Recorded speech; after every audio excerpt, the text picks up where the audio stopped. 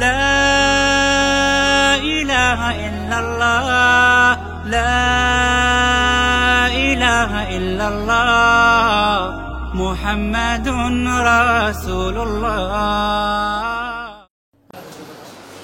السلام عليكم ورحمة الله وبركاته. الحمد لله رب العالمين والعاقبة للمتقين وأصلي وأسلم على نبينا محمد وعلى آله وأصحابه أجمعين. يقول الله عز وجل: يا أيها الذين آمنوا كتب عليكم الصيام كما كتب على الذين من قبلكم لعلكم تتقون. ويقول نبينا محمد صلى الله عليه وسلم: من صام رمضان إيمانا واحتسابا غفر له ما تقدم من ذنبه متفق عليه. ويقول أيضا: من قام رمضان إيمانا واحتسابا غفر له ما تقدم من ذنبه. আজকের এই মহতী আলোচনার সম্মানিত অতিথিবৃন্দ এবং অংশগ্রহণকারী ভাই বোনেরা, আমাদের বিষয় হচ্ছে রমাদানের পরিকল্পনা। যেহেতু রমাদান মাস হচ্ছে বৎসরের সবচেয়ে বরকতময় মাস এবং এই মাসের মধ্যে রয়েছে বরকতময় অনেকগুলো রজনী এবং সবচেয়ে শ্রেষ্ঠ বরকতময় রজনী ওই মাসের মধ্যে আছে। অতএব এই বরকত, এই প্রাচুর্য, এই রহমত, মাগফিরাত এবং আল্লাহর পক্ষ থেকে আরও যত যত সুসংবাদ রয়েছে, এগুলো আমরা কিভাবে পেতে পারি, তার জন্য অবশ্যই একটা প্ল্যান, একটা পরিকল্পনা থাকতেই হবে। যে কোনো জিনিস অর্জনের জন্য প্রথম দরকার হয় মাইন্ডসেট। অর্থাৎ আমি এটা নেব কি নেব না, এই সুযোগটা অ্যাভেল করব কি করব না, এই মাইন্ডসেটটা প্রয়োজন। যখন আমার মাইন্ডসেটটা হবে না আমার এগুলো দরকার নেই, তখন আমার আচরণ হবে একরকম। আর যখন আমরা মনে করি যে না এগুলোর আমার খুবই প্রয়োজন, তখন আচরণ হবে আরেক রকম। দেখা যাচ্ছে যে একই জিনিস কারো একদমই প্রয়োজন হয় না, আবার কারো খুবই প্রয়োজন হয়, তাই না? যার প্রয়োজন হয় তিনি তা অর্জন করার জন্য যত চেষ্টা, তদবির এবং যত ধরনের পরিশ্রম করা দরকার সবই তিনি করেন। আর যার প্রয়োজন হয় না তিনি সেটা নিয়ে ভাবেনও না। রমাদানের যে মহান সুযোগ আল্লাহ তাআলা সৃষ্টি করে দিয়েছেন মুসলিম উম্মার জন্যে, যাতে করে মুসলিম উম্মা আবারও নতুনভাবে প্রেরণা পায়, যাতে করে মুসলিম উম্মা তাদের ইতপূর্বেকার যে সমস্ত ভুল, বিভ্রান্তি এবং বিচ্যুতি, হিংসা, হানাহানি, বিদ্বেষ, ঘৃণা, দুর্নীতি, এসব কিছু থেকে আবারও নিজেদেরকে উদ্ধার করে একটা সৎ, সুন্দর, দিনই একটা জীবনে সে ফিরে আসতে পারে বা তারা ফিরে আসতে পারে। এই উদ্দেশ্যে আল্লাহ তাআলা প্রতি বছরই রমাদানের ব্যবস্থা করেছে। সুতরাং এই উম্মাহ কি চায় যে তারা ভুল ত্রুটি বিচ্যুতি থেকে মুক্ত হোক? যে সকল ব্যাধি, যে সকল শিরক এবং বেদাত কারো কারো জানা অবস্থায় কিংবা অধিকাংশেরই অজানা অবস্থায় উম্মার বিভিন্ন জনপদে, প্র্যাকটিসে, জীবনে ঢুকে পড়েছে, সেগুলো থেকে তারা কি উদ্ধার পেতে চায়? যদি চায়, রমাদান হচ্ছে সেই সুযোগ। সবচেয়ে বড় কথা হচ্ছে তাহলে আমাদের প্ল্যান লাগবে। কারণ এই মাসে আল্লাহ তাআলা পরিবেশ তৈরি করে দিয়েছেন। রমাদান মাসের তো অনেক ফজিলত আমরা জানি। যে কোরআনকে আমরা বুকে ধারণ করি সব সময়,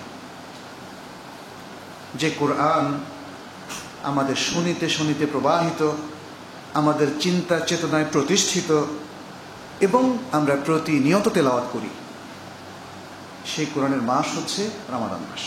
শাহরু রমাদান আল্লাযী উনজিলা ফীহিল কুরআন হুদাল লিন-নাস ওয়া বায়্যিনাতিন মিনাল হুদা ওয়াল ফুরকান। রমাদান মাস যাতে আল কোরআন নাজিল হয়েছে মানুষের হেদায়েতের জন্য এবং হেদায়েতের প্রমাণ স্বরূপ, সুতরাং মানে রমাদান মাস হলো কোরআন চর্চার মাস, কোরআনের দিকে ফিরে আসার মাস। আমরা এ নিয়ে কিছু কথা বলবো ইনশাআল্লাহ। সেখানে রমাদানের প্ল্যানের মধ্যে কোরআনের পজিশনটা কোথায় তা নিয়ে আমরা কিছু কথা বলব। শুরুতেই বলেছি এ মাসে আছে পৃথিবীর শ্রেষ্ঠ রজনী লাইলাতুল কদর।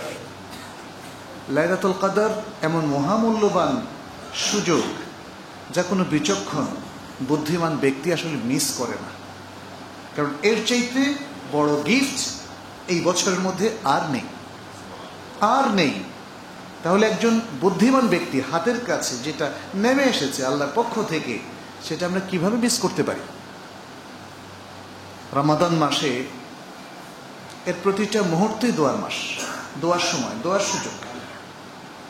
রাসূলুল্লাহ সাল্লাল্লাহু আলাইহি সাল্লাম একটি হাদিসে বলেছেন, এই হাদিসের সনদ উত্তম, ইমাম আহমদ বর্ণনা করেছেন, লিকুল্লি আবদিন মিনহুম দাওয়াতুন মুস্তাজাবা, যে আল্লাহর প্রত্যেক বান্দার জন্যই রয়েছে এমন দোয়া যা কবুল করা হয়। সুবহানাল্লাহ। লিকুল্লি মুসলিমিন দাওয়াতুন মুস্তাজাবা ইয়াদউ বিহা ফি রমাদান, এটাও আরেকটা বর্ণনা মুসনাদ ইমাম আহমদের মধ্যে। প্রত্যেক মুসলিমের জন্য এমন কিছু দোয়ার সুযোগ রয়েছে যা আল্লাহ তাআলা কবুল করেন, যে দোয়া সে রমাদান মাসে করে। এ হচ্ছে সেই বিশাল বিশাল সুযোগ। রমাদানে এই যে বরকত, রহমত, মাগফিরাত, ভালো হয়ে যাওয়ার প্রেরণা, সমস্ত বিচ্যুতি থেকে পরিত্রাণ পাওয়ার একটা চমৎকার সুযোগ মহান রাব্বুল আলামিন তৈরি করে দিয়েছেন। এবং সেটাকে রাসূলুল্লাহ সাল্লাল্লাহু আলাইহি ওয়াসাল্লাম এভাবে বর্ণনা করেছেন, ইযা জাআ রমাদান ফুতিহাত আবওয়াবুল জান্নাহ ওয়া গুল্লিকাত আবওয়াবুন নিরান ওয়া সুফিদাত মারাদাতুশ শায়াতিন। রমাদান মাস আসলেই জান্নাতের দরজাগুলো ওপেন করে দেওয়া হয়, উন্মুক্ত করে দেওয়া হয়। জান্নাত মানে তো রহমত, সুবহানাল্লাহ, তাই না? জান্নাত তো হচ্ছে সেই জিনিস যার সম্পর্কে রাসূলুল্লাহ সাল্লাল্লাহু আলাইহি ওয়াসাল্লাম বলেছেন, মা লা আইনুন রাআত ওয়া লা উযুনুন সামিআত ওয়া লা খাতারা বিবালি বাশার, যেটা কোনো চোখ কোনোদিন দেখেনি, এত অপার নেয়ামত, যেটা কান কোনোদিন শুনেনি, যার ডেসক্রিপশনটা, বর্ণনা তো অনেকেই শুনেছেন, তাই না? জলপ্রপাতের দৃশ্য, কত সুন্দর বাগবাগিচা, পাহাড়ের উপরে বাড়ি, প্রাসাদ, কত কিছুই তো শুনেছেন, কিন্তু না, জান্নাতের ডেসক্রিপশনের সাথে কোনো কিছুই মেলে না। এটা অনেক অনেক উপরের, অনেক সুন্দর, অনেক রহমতে ভরপুর, অনেক বড় জিনিস। এটা ওপেন করে দেওয়ার অর্থে হচ্ছে রহমতের সুবাস বইতে থাকে, এবং যারা প্ল্যান করে শুধু ওই সুবাস তারাই পায়, আর যারা প্ল্যান করে না, যাদের দরকার নাই, যাদের মাইন্ডসেট হয়নি এটা নেওয়া, তারা পায়। এরপর আরেকটা হচ্ছে কি, একটা হলো রহমত, পাশাপাশি এটা হলো পজিটিভ দিক। নেগেটিভটাও তাহলে কি ব্যাপার? নেগেটিভ আর পজিটিভ একসাথে থাকলে কিন্তু গন্ডগোল হয়। এই জন্য নেগেটিভটাকে একদম কমপ্লিটলি স্টপ করে দেওয়া হয়। ওয়াগুল লেখাত আবওয়াবুন নিরান, জাহান্নামের দরজাগুলো কমপ্লিটলি বন্ধ। এবং জাহান্নামের দরজাগুলো বন্ধ করার পাশাপাশি জাহান্নামে যাওয়ার যে মূল সিকোয়েন্সগুলো আছে, অথবা মূল কারণ, আসবাব বলা হয়, কজ, এখানেও একটু ট্রিটমেন্ট করে দিয়েছেন রব্বুল আলামিন। কি করেছেন? ওয়াসুফিদাত মারাদাতুশ শায়াতিন, কোথাও এসছে ওয়াসুলসিলাতি শায়াতিন, অর্থাৎ সব শয়তানদেরকে, বিশেষ করে শয়তানদের বড় বড় লোকদেরকে, লোক বলতে আমরা আসলে এখানে মারাদাতুশ শায়াতিন বলতে জিন শয়তানি বোঝানো হচ্ছে, কারণ মানুষের মধ্যে যারা খারাপ তাদেরকে শৃঙ্খলিত করার ঘোষণা কিন্তু এই হাদিসে আসেনি। অতএব মানে জিন শয়তান আসলে যারা মূলত আমাদের অলক্ষ্যে, আমাদের শরীরে, আমাদের মনে এবং আমাদের চারপাশে অদৃশ্যভাবে থেকে আমাদেরকে ভুল প্রেরণা দেয়, ভুল পথে পরিচালিত করে, বিচ্যুতির দিকে ঠেলে দেয়, তাদেরকে অবরুদ্ধ করে রাখা হয়, শৃঙ্খলিত করে রাখা হয়। তাহলে মহান রাব্বুল আলামিন তিনি পরিবেশও তৈরি করে দিয়েছেন, শুধু ঘোষণা দিয়ে ক্ষান্ত থাকেননি। আজকে যেমন এখানে যে আলোচনার আয়োজন করা হয়েছে, এই আয়োজনের জন্য তো পরিবেশ দরকার, তাই না? কিছু প্রস্তুতি দরকার। এখন ঘোষণা করেই যদি কামাল ভাই চলে যান এখান থেকে, তাইলে তো আর কেমনে হলো? সবাই বললো যে না, কিছুই হবে না, এবং সবাই এসে চলে যাবে। সুতরাং মহান আল্লাহ তাআলা রমাদানের এই শ্রেষ্ঠত্বের, এই বরকতের ঘোষণাও দিলেন, আর পরিবেশও তৈরি করে দিলেন। পরিবেশ তৈরি করা মানে আয়োজন, সার্বিক যতগুলো আয়োজন প্রয়োজন সব তৈরি করে দিলেন। সেই জন্যই বলছি, তাহলে বিচক্ষণ মুসলিম তার জন্য প্ল্যান করবে। এত আয়োজন, এই আয়োজন থেকে যা ইচ্ছা, যত ইচ্ছা, যেভাবে ইচ্ছা আপনি কিন্তু নিতে পারছেন, শুধু নেওয়ার প্ল্যানটা দরকার। তো যাই হোক, এখানে আরেকটা বিষয় মনে রাখতে হবে, যদি আপনি মানে ইংরেজিতে একটা কথা আছে সেটা বলি, if you fail to plan it means that you plan to fail. যদি আপনি কোনো কিছু পরিকল্পনা করতে ব্যর্থ হন, এটা অন্য অর্থে বলা যায় আপনি প্ল্যান করেছেন যে আমি ব্যর্থ হব। আমি প্ল্যান করেছি যে আমি রমাদান থেকে কিছু নেব না। আমি প্ল্যান করেছি যে এই রমাদান থেকে, রমাদান যে তওবার সুযোগ দিয়েছে, ইবাদতের সুযোগ দিয়েছে, ভালো মানুষ হয়ে যাওয়ার সুযোগ দিয়েছে, নিজেকে সংশোধনের যে সুযোগ দিয়েছে, একটাও আমি নেব না। যদি আপনি ঠিক মতো সিয়াম পালন না করেন, যদি আপনি কোরআনমুখী না হন, যদি আপনি সালাতমুখী না হন, যদি আপনি আপনার মধ্যে ইতোমধ্যে যেই পাপ ছিল, যে ঘুষ ছিল, যে সুদ ছিল, যে অন্যায় ছিল, যে অন্যের অধিকারের প্রতি হস্তক্ষেপ ছিল, যদি সেগুলো বন্ধ করার প্ল্যান না করেন, সংশোধন হওয়ার প্ল্যান না করেন, তার মানে হচ্ছে আপনি প্ল্যান করছেন যে এগুলো আমি চালিয়েই যাব, আসুক রমাদান তাতে কি, আমি এগুলো চালিয়েই যাব। দেখবেন যে এই প্ল্যান কিন্তু এই সমাজের প্রচুর মানুষ নিয়েছে। আমরা শুধু আজকে আপনাদেরকে না, তাদেরকেও বলছি, ভাই একটু থামুন, চিন্তা করুন এবং ভাবুন। রমাদান কিন্তু শুধুমাত্র যারা 5 ওয়াক্ত নামাজ পড়ে তাদের জন্য আসেনি, আপনার জন্য এসেছে। আপনার জন্য সুযোগ উন্মোচিত করেছে। এমনকি শুধু মুসলিমদের জন্য রমাদান আসেনি, অমুসলিমদের জন্য এসেছে। কারণ ইসলামের চিরন্তন আহ্বান এবং দাওয়া সমস্ত মানুষের প্রতি। নবী সাল্লাল্লাহু আলাইহি ওয়াসাল্লাম শুধু মুসলিমদের জন্য আসেননি, ওমা আরসালনাকা ইল্লা রাহমাতাল লিল আলামিন, জগতের সবার জন্য মার্সি এবং করুণা স্বরূপ তোমাকে আমরা প্রেরণ করেছি। অতএব সেই জন্যই তো দেখেছে, সেই মক্কা থেকে আরম্ভ করে আজও লক্ষ লক্ষ অমুসলিম মুসলিম হচ্ছে। কেন হচ্ছে? যখন সে উপলব্ধি করছে এই আহ্বান তার জন্যে, আল্লাহর দেয়া এই অবারিত রহমত বরকত তার জন্যে, এবং সেও ইচ্ছা করলে আপিল করতে পারে। যখনই সে চায় তার মধ্যে সেই প্ল্যানটা তৈরি হয়। না, দেখি আল্লাহর দেওয়া এই যে মার্সিগুলো, কোরআনের এই যে সুন্দর সুন্দর গাইডেন্স, দিক নির্দেশনাগুলো, যেগুলো সমগ্র মানবতার জন্য, দেখি আমার জন্য কিছু আছে কিনা। থাকবেই তো, পাবেন আপনি প্রত্যেকেই ইন্ডিভিজুয়ালি আপনার জন্য গাইডেন্স কোরআনে পাবেন। কারণ কোরআন বলেছে, ওয়াফি আনফুসিকুম আফালা তুবসিরুন, তোমাদের মধ্যে, তোমাদের প্রত্যেক ইন্ডিভিজুয়ালের মধ্যে নিদর্শন আছে। তোমরা কি অবজার্ভ করছো না? তোমরা কি লক্ষ্য করছো না? দেখছো না? সুতরাং আজকের এই আলোচনা হচ্ছে আসলে আপনাদেরকে কিছুটা চোখে আঙ্গুল দিয়ে দেখিয়ে দেওয়ার জন্য, রিমাইন্ডার হিসেবে কিছু বলার জন্যে, নতুন কিছু শোনানোর কিছু নেই। চিরন্তন কথাই আপনাদের সামনে আমরা পেশ করছি, শেয়ার করছি। এখানে নতুন কোনো কথা নেই, কোরআনের কথা, হাদিসের কথা। অনেকেই আমরা হয়তো হাদিসের কোনো কোনো বক্তব্য বা কোরআনের কোনো কোনো আয়াত প্রথমবারের মতো শুনছি, তখন অনেকে ভাবি এটা নতুন কথা। যখন ওমর ইবনুল খাত্তাব রাদিয়াল্লাহু তাআলা আনহু দেখেন রাসূল সাল্লাল্লাহু আলাইহি ওয়াসাল্লামের ইন্তেকালের সংবাদ শুনলেন, আর তিনি বললেন যে বলবে মুহাম্মদ সাল্লাল্লাহু আলাইহি ওয়াসাল্লাম মারা গেছেন, তাকে মেরে ফেলবো তলোয়ার নিয়ে। তখন আবু বকর তাকে কি শোনালেন? একটা আয়াত শুনালেন না, ওমা মুহাম্মাদুন ইল্লা রাসূল قد خلت من قبله الرسل أفإن مات أو قتل انقلبتم إلى أعقابكم। আর তিনি বসে গেলেন, ভাবলেন এই আয়াত কি এখন নাযিল হলো নাকি, মানে এরকম একটা ভাব আর কি। সুবহানাল্লাহ।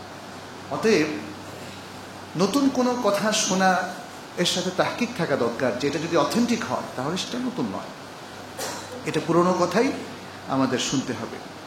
রমাদান প্ল্যানিংয়ের এরিয়াগুলো আপনার সামনে আমি বলছি, কোন কোন এরিয়াতে প্ল্যান করবেন, তাই না? প্রত্যেক জিনিসের তো এক একটা প্ল্যান হয়। আপনাদের এখানে যে রাস্তাঘাটগুলো বা বিল্ডিংয়ের রেনোভেশন বা নতুন কোনো বিল্ডিং তৈরি, এক একটার মানে প্ল্যান অনুযায়ী আপনার এরিয়া নির্ধারণ হবে, অথবা এরিয়া নির্ধারণ করে প্ল্যান করবেন। এখানে রমাদান প্ল্যানিংয়ের মধ্যে 1 নম্বরই হচ্ছে ইবাদত। ইবাদতের কিছু প্ল্যান করতে হবে। এর মধ্যে আছে যেমন সালাত, যাকাত, সওম তো আছেই, কারণ সওম বা সিয়াম হচ্ছে রমাদানের মেইন প্রোগ্রাম। সব কিছুর একটা মেইন প্রোগ্রাম থাকে, একদম অরিজিনাল, মানে যেটা সবচেয়ে বেশি প্রায়োরিটি পায় সেটা, কিন্তু তার সাথে আরও অনেকগুলো অ্যাঙ্গেজ থাকে। এর মধ্যে সালাত, যাকাত, যিকির ইত্যাদি আরও অনেকগুলো বিষয় আছে। আর যেহেতু রমাদান হচ্ছে শাহরুল কোরআন, দ্য মান্থ অফ দ্য কোরআন, অতএব কোরআন নিয়েও কিন্তু আপনাকে আমাকে কিছু প্ল্যান করতে হবে। কোরআন মুখী যে মুসলিম তারাই সঠিক পথে সবসময় চলতে পারবে। কোরআন থেকে যারা গাফিল, শয়তান খুব দ্রুত তাদেরকে মোটামুটি নিজেদের শিষ্য অথবা শাগরেদ বানিয়ে ফেলতে পারবে, এবং সেটাই কিন্তু আমরা দেখছি। আজকের অনেক আধুনিক প্রগতিশীল তরুণ কিংবা প্রগতিশীল বিশ্ববিদ্যালয়ের শিক্ষক অথবা তথাকথিত বুদ্ধিজীবী অনেক জ্ঞান অর্জন করেছেন, অনেক দেশে ঘুরেছেন, কিন্তু নসিব হয়নি কোরআনের জ্ঞান অর্জন করার। ফলে কোরআনের প্রতি একটা হস্টাইলিটি বা একটা শত্রুতা, একটা নেগেটিভ ধারণা তাদের মধ্যে আছে। অথচ বিশ্ববিখ্যাত অনেক বিজ্ঞানী সেই অনেক আগে থেকে আরম্ভ করে আজ পর্যন্ত এখনও ইসলাম গ্রহণ করেই চলেছেন। ফ্রান্সের, জার্মানির, জাপানের, আমেরিকান, নর্থ আমেরিকান বিভিন্ন দেশের বড় বড় বিজ্ঞানীরা এ নিয়ে একটা সংকলন কুয়েত থেকে প্রকাশিত হয়েছে, ওগুলো আমার কাছে আছে। অনেক সব বিদেশি এবং ইংরেজ কিংবা বৌদ্ধ অথবা ইহুদি যারা ইসলাম গ্রহণ করেছেন, বিশাল বিষয়। ডক্টর রোজে গারুদি, ডক্টর মরিস বুখাই, এরকম আরও অনেক। তো তাতে বোঝা যাচ্ছে যে যারা দাবি করছে কোরআন শুধুমাত্র অশিক্ষিত সাধারণ মুসলিম, যেগুলো অর্ধশিক্ষিত মূর্খ টুর্খ ধর্ম মানে, এদের বই, না, ঠিক না। পৃথিবীর সবচেয়ে বড় বড় বিজ্ঞানী, সমাজবিজ্ঞানী, নৃবিজ্ঞানী কিংবা অনেক ধর্মীয় ব্যক্তিত্ব, আমরা জানি অনেক হিন্দু ধর্মীয় ব্যক্তিত্ব ইসলাম গ্রহণ করেছেন। অনেক, যেমন ইউসুফ এস্টেস আপনারা জানেন, সে একজন খ্রিস্টান ধর্মের পাদ্রী ছিল। এরকম আর অনেকেই, অনেক তারা স্বেচ্ছা ইসলাম গ্রহণ করেছেন, জেনে বুঝে পড়ে তারা ইসলাম গ্রহণ করেছেন। তারা আমাদেরকে দেখে কিন্তু ইসলাম গ্রহণ করেননি, কারণ আমাদের মতো গাফিল মুসলিম খুব কমই আছে। এত বড় মার্সি, এত বড় রহমত যারা আমরা পেয়েও হারাচ্ছি। যাই হোক, সেই জন্য আজকে প্ল্যানের কথা বলা। তাহলে ইবাদত এক্সক্লুসিভলি, তারপরে কোরআন বিষয়ে কিছু প্ল্যান দরকার, এরপরে রমাদানের মধ্যে আরও যে সুযোগগুলো আছে সেগুলোর জন্য কিছু প্ল্যান দরকার। এর মধ্যে আছে দান খয়রাত সাদাকা, তার মধ্যে আছে আবার উমরা, এবং আরেকটা হচ্ছে ইতিকাফ। ইতিকাফের একটা প্ল্যান লাগবে। ইতিকাফ কিন্তু খুব কষ্টের, মানে 10 দিন আপনার মসজিদে বসে থাকা। অবশ্য 10 দিনের কমও ইতিকাফ করতে পারেন, এটা খুব কষ্টকর, এই জন্য প্ল্যান লাগবে। তারপরে আছে ফ্যামিলি নিয়ে প্ল্যানিং। এটা ফ্যামিলি প্ল্যানিং না, ওই বুঝতে পেরেছে, পরিবার পরিকল্পনা। সেদিন কালকে আমি দিনাজপুর একটা ওই যে ফিকহুস সিয়ামের উপর আলোচনা করেছি, সেখানে পরিবার পরিকল্পনা নিয়ে জিজ্ঞেস করেছেন। একটা প্রশ্ন এসছে যে ইসলামের পরিবার পরিকল্পনা জায়েজ কিনা। আমি বললাম জায়েজ, মানে এটা তো খুবই দরকারি। পরিবার নিয়ে পরিকল্পনা তো করতেই হবে, কিন্তু যদি আপনি জন্ম নিয়ন্ত্রণ বুঝিয়ে থাকেন তাহলে সেটা আলাদা একটা প্রশ্ন, সেটা আমি ব্যাখ্যা করেছি আলাদা। রমাদানে ফ্যামিলি নিয়ে আমাদের অনেকগুলো প্ল্যান করা দরকার, সেটা নিয়ে আমরা কথা বলবো। যেমন স্বামী স্ত্রী, সন্তান, অন্যান্য রিলেটিভদের সাথে আমাদের আসলে আমরা কি করব, কিভাবে তাদের সাথে রিলেশনটা বাড়াবো এবং তাদেরকে দ্বীনি বিষয়ে আরও বেশি সচেতন করবো ইত্যাদি বিষয়গুলো। এবং রমাদানে কোরআনের পাশাপাশি যেহেতু এক্সক্লুসিভলি আমরা কোরআন রমাদানের ভালো সুযোগটা নিতে চাই, তাহলে আরও কিছু জ্ঞানের বিষয় আছে যেগুলো বৃদ্ধি করা যায়। বিশেষ করে যারা ইতিকাফে থাকবেন তাদের জন্য বেশ কিছু পরামর্শ আছে। রমাদানের আরেকটা প্ল্যান হতে পারে দাওয়া নিয়ে। দাওয়া, যেমন ইফতারে আমরা অনেকেই একসাথে থাকি, তাই না? ইতিকাফেও দেখবেন যে অনেকে আসেন। এমনও কিছু লোক অনেক সময় দেখা যায় যারা ইতিকাফে আসেন, তারা ভাবেন যে এই ইতিকাফে বসে সারা বৎসরের সব পাপ ক্ষমা করবেন, এরপরে কিন্তু আগে পরে আবার নামাজ টামাজও নাই, আছে এরকম লোক। তো এদেরকে আরো সচেতন করা, এদের মধ্যে দাওয়ার কিছু প্ল্যান ইত্যাদি। রমাদানে আরেকটা জিনিস, আমরা তো মনে করি রমাদান হচ্ছে এটা ইবাদতের অকেশন অথবা উপলক্ষ, ইবাদতের মৌসুম। এটা তো হেলথ মৌসুম না, স্বাস্থ্যের মৌসুম না, কিন্তু স্বাস্থ্য নিয়েও প্ল্যান আছে। রমাদানে স্বাস্থ্য বিষয়েও প্ল্যান করার মতো অনেক কিছু আছে এবং ভাবার অনেক অবকাশ আছে। যেহেতু এই মানব দেহকেই আল্লাহ তাআলা নির্দেশ দিয়েছেন, জীবিত এই মানব দেহকে আল্লাহ তাআলা নির্দেশ দিয়েছেন বিভিন্ন আমল করার, তাহলে এই মানব দেহটা কীভাবে ভালো থাকবে এমন কিছু ইন্টিগ্রেটেড সিস্টেম রমাদানের মধ্যে আল্লাহ তাআলা দিয়ে দিয়েছেন। আরও কিছু দিক নির্দেশনা এখানে আছে। এখানে হেলথ প্ল্যানিং আমরা বলতে পারি, রমাদানের হেলথ প্ল্যানিং, এবং আর আছে কিছু হ্যাবিট। আপনার হ্যাবিট, এটা নিয়ে আপনাকে কিছু প্ল্যান করতে হবে, কিছু হ্যাবিট চেঞ্জ করতে হবে। যদিও অনেকে মনে করেন যে হ্যাবিট নাকি চেঞ্জ করা যায় না, কিন্তু আসলে চেঞ্জ করা যায়, চেঞ্জ করা যায়। কারো যদি সিগারেটের হ্যাবিট থেকে থাকে তিনি চেঞ্জ করতে পারেন, কারো যদি ইন্টারনেট অ্যাডিকশন থেকে থাকে, ফেসবুক অ্যাডিকশন থেকে থাকে, এই হ্যাবিটগুলো তাদেরকে চেঞ্জ করতেই হবে। বিশেষ করে রমাদানে 1 মাস এনাফ টাইম, যে 1 মাসে নিজের উপর নিয়ন্ত্রণ তৈরি করতে পারে সে কিন্তু বাকি 11 মাস পারবে ইনশাআল্লাহ। কিন্তু দরকার হচ্ছে আজম। এটা কোরআনের ভাষায় হলো আজম। কোরআনের ভাষায় সবচেয়ে বড় সাহসিক এবং সংকল্পে দৃঢ় এই রাসূলদেরকে বলা হয় উলুল আজমে মিনার রসুল। উলুল আজমে মিনার রসুল, এরা সংকল্পে সবচেয়ে দৃঢ়। পৃথিবী এদেরকে টলাতে পারেনি। এই হচ্ছেন সেই নবীরা। আর আল্লাহ তাআলা বলছেন ওয়াইদা আযামতা ফাতাওয়াক্কাল আলাল্লাহ, যখন তুমি সংকল্প করবে, সংকল্প মানে দৃঢ় ইচ্ছা পোষণ করবে, যে ইচ্ছা আসলে ভেরি সিরিয়াস, সব কিছু টলতে পারে, আমার ইচ্ছা আমার সংকল্প টলবে না, ফাতাওয়াক্কাল আলাল্লাহ, তাহলে আল্লাহর উপর তাওয়াক্কুল করো। অন্য কিছুকে ভয় করার কোনো প্রয়োজন নেই। আমি এই ব্যাড হ্যাবিটগুলো বাদ দিব, বাস, না তাওয়াক্কাল আলাল্লাহ, এভাবে। তাহলে আমাদের এই কয়েকটা বিষয়ে আমাদের প্ল্যান করতে হবে। প্রথমে আসা যাক ইবাদত। ইবাদতে মুসলিম উম্মার অধিকাংশ লোকদেরই একটা নেগলেন্সি আছে, উপেক্ষা আছে, গাফলতি আছে। অথচ ইবাদত হচ্ছে দিনের ক্রিম বলা চলে। ইবাদত বাদ দিলে আসলে আর দিনদারি বলতে কিচ্ছু থাকে না। ইসলামের যে পিলারগুলো, প্রথমটা তো হচ্ছে ডিক্লারেশন অফ ঈমান, শাহাদা যেটা, সেটা হচ্ছে ডিক্লারেশন অফ ঈমান। এরপরে বাকি 4টাই তো মেন ইবাদত, সালাত, সাওম, যাকাত এবং হজ। দেখেন, তাহলে ডিক্লারেশন দিয়ে তো আমরা ইসলামে ঢুকলাম, তারপরের পিলার সবগুলোই হচ্ছে ইবাদতের।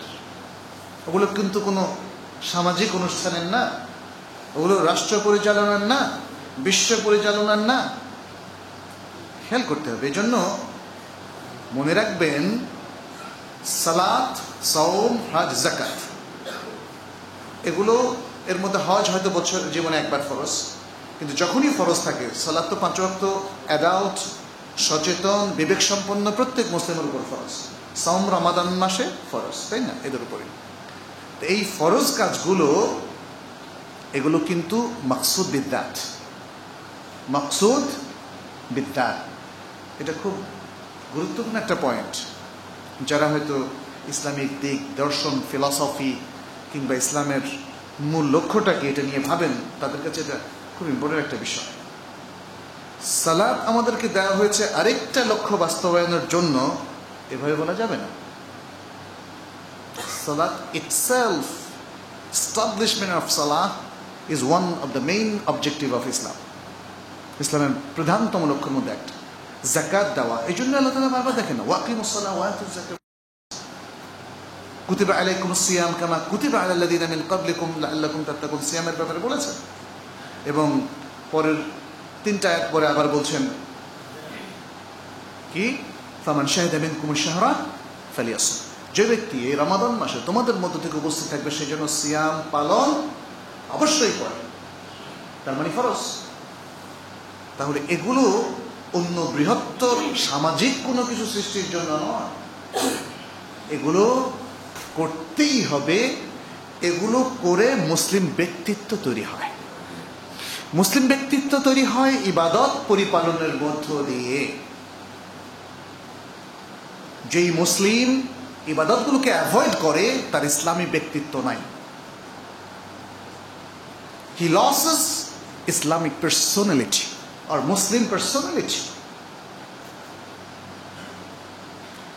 ইসলামের মৌলিক বৈশিষ্ট্য হারিয়ে তিনি কিভাবে পরিচয় দিতে পারেন আই এম মুসলিম? এটা কিন্তু আমাদের একটু ভাবতে হবে। ইবাদত কিন্তু সেই চেতনাই তৈরি করে। মনে রাখতে হবে ইবাদত শব্দটা এসছে আদ থেকে। আদ মানে স্লেভ অফ আল্লাহ, আল্লাহর বান্দা। অতএব বান্দা এই অনুভূতিটা একমাত্র ইবাদত তৈরি করে, আর কিচ্ছু তৈরি করতে পারে না। আপনি পাসপোর্টে লিখবেন মুসলিম, আর এতেই আপনার বান্দা হওয়ার অনুভূতি তৈরি হবে? No, not possible. আপনার বান্দা হওয়ার অনুভূতি তৈরি করার একমাত্র প্রোগ্রাম হচ্ছে ইবাদত। সুতরাং এস্টাবলিশমেন্ট অফ ইবাদাহ is the main objective of Islam. মনে রাখতে হবে।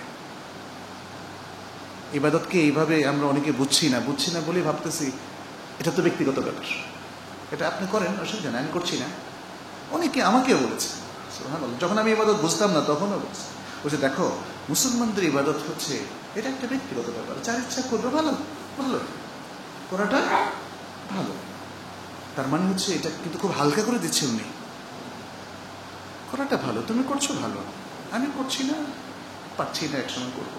মানে আসলে এই চেতনা নিয়ে ভালো মুসলিম হওয়া যায় না, মুসলিম ব্যক্তিত্ব তৈরি হয় না, এবং আল্লাহর বান্দাও হওয়া যায় না। রাসূলুল্লাহ সাল্লাল্লাহু আলাইহি সাল্লামের অথবা মুহাম্মদ সাল্লাল্লাহু আলাইহি সাল্লামের সর্বপ্রথম পরিচয় কি? আবদুহু ওয়া রাসূলুহু, নাকি রাসূলুহু ওয়া আবদুহু? তাই না? যেখানেই বলা হয় সেখানে রাসূলুহু কোথাও কোথাও বলা হয়, আর অথবা যদি আব্দ শব্দটা লাগানো হয় তাহলে আব্দ আসে আগে। ইন্নামা আনা আব্দুল্লাহি ওয়া রাসূলুহু, আমি আল্লাহর বান্দা এবং তার রাসূল, আমি রাসূল এবং তার বান্দা, এইভাবে বলেনি। আব্দ শব্দটা কি? আব্দ এটা সমগ্র মানুষের জন্য সবচেয়ে প্রশংসিত পজিশন হচ্ছে আব্দ, টু বি স্লেভ অফ আল্লাহ, আল্লাহর বান্দা হওয়া। এই জন্যই সূরা বনী ইসরাঈলের শুরুতে আল্লাহ তাআলা বলছেন সুবহানাল্লাযী আসরা বিআবদিহি লাইলাম মিনাল মাসজিদিল হারাম ইলাল মাসজিদিল আকসা। আব্দ দিয়ে তাকে অভিহিত করেছেন। এই জিনিসগুলো আমাদের একটু বুঝতে হবে। তাহলে ইবাদত নিয়ে আমাদের ভাবার অবকাশ আছে। সিয়াম এসেছে আমাদেরকে তাকওয়া শেখানোর জন্য, সেটা সূরা আল বাকারার এই 130 নম্বর আয়াতে আল্লাহ তাআলা স্পষ্ট করে বলছেন লাআল্লাকুম তাত্তাকুন। তাকওয়া ইবাদত না করলে আসবে না, ইবাদত না করলে তাকওয়া আসবে না। যারা হিসেব করে একদম অব্লিগেটরিগুলো আদায় করেন তাদের তাকওয়ার লেভেলটা কিন্তু নিচে থাকবে। ঠিক আছে, আল্লাহর কাছে তারাও সম্মানিত হবেন, বাট তাই না? আপনি দেখেন ক্লাসে যারা পাশ করে আর যারা ফার্স্ট হয় অনেক বেশ কম না। যারা ফরজ ওয়াজিবটা মেনে চলবেন তারা আব্দ হিসেবে অভিহিত হবেন, আব্দের বৈশিষ্ট্য বা মুসলিম বৈশিষ্ট্য তারা পাবেন, মুসলিম পরিচিতি আইডেন্টিটি তারা আল্লাহর কাছেও পাবেন, বাট লেভেলটা উইল বি ভেরি লো। কারণ তিনি পাশ করলেন, আর তাকে এক্সট্রা অর্ডিনারি হওয়ার জন্য বেশি বেশি বেশি বেশি নফল, বেশি বেশি ভালো ভালো কাজ, জনকল্যাণের কাজ, মানুষের জন্য কাজ, মানে সব প্রোগ্রামে তাকে অ্যাটেন্ড করতে হবে। ইবাদত এবং আরও সব প্রোগ্রামে অ্যাটেন্ড করতে হবে। তবে একটা জিনিস বলে রাখি, এর উপর আলোচনা হয়েছিল, ইবাদত হচ্ছে এগুলো মেইন ইবাদা, এগুলোকে বলা হয় আল ইবাদাত আল খাসা, আশ-শাআইর আত-তা'আব্বুদিয়্যাহ। এটা হচ্ছে ইসলামের সবচেয়ে মৌলিক বড় বড় আনুষ্ঠানিক ইবাদত। আর অন্য অন্য সকল কর্মকাণ্ড এই ইবাদতের মধ্যে ইনক্লুডেড হতে পারে, অন্তর্ভুক্ত হতে পারে, যদি ইবাদতটা বা সমস্ত কাজগুলো আমরা আল্লাহ রাসূলের দিক নির্দেশনা অনুযায়ী করি। তাহলে ঘুমালেও সওয়াব পাবেন, খেলেও সওয়াব পাবেন, প্রত্যেকটা চাকরি করছেন, মাসের শেষে অনেক ভালো স্যালারি পাচ্ছেন, তাতেও সওয়াব পাবেন যদি আপনার চাকরির কাজটা শরীয়ত সমর্থন করে এবং বৈধভাবে সেই কাজগুলো আপনি পারফর্ম করেন এবং সেখানে কোনো অপবিত্র কিংবা অন্যায় কিংবা দুর্নীতি অবৈধ কিছু সেখানে না থাকে।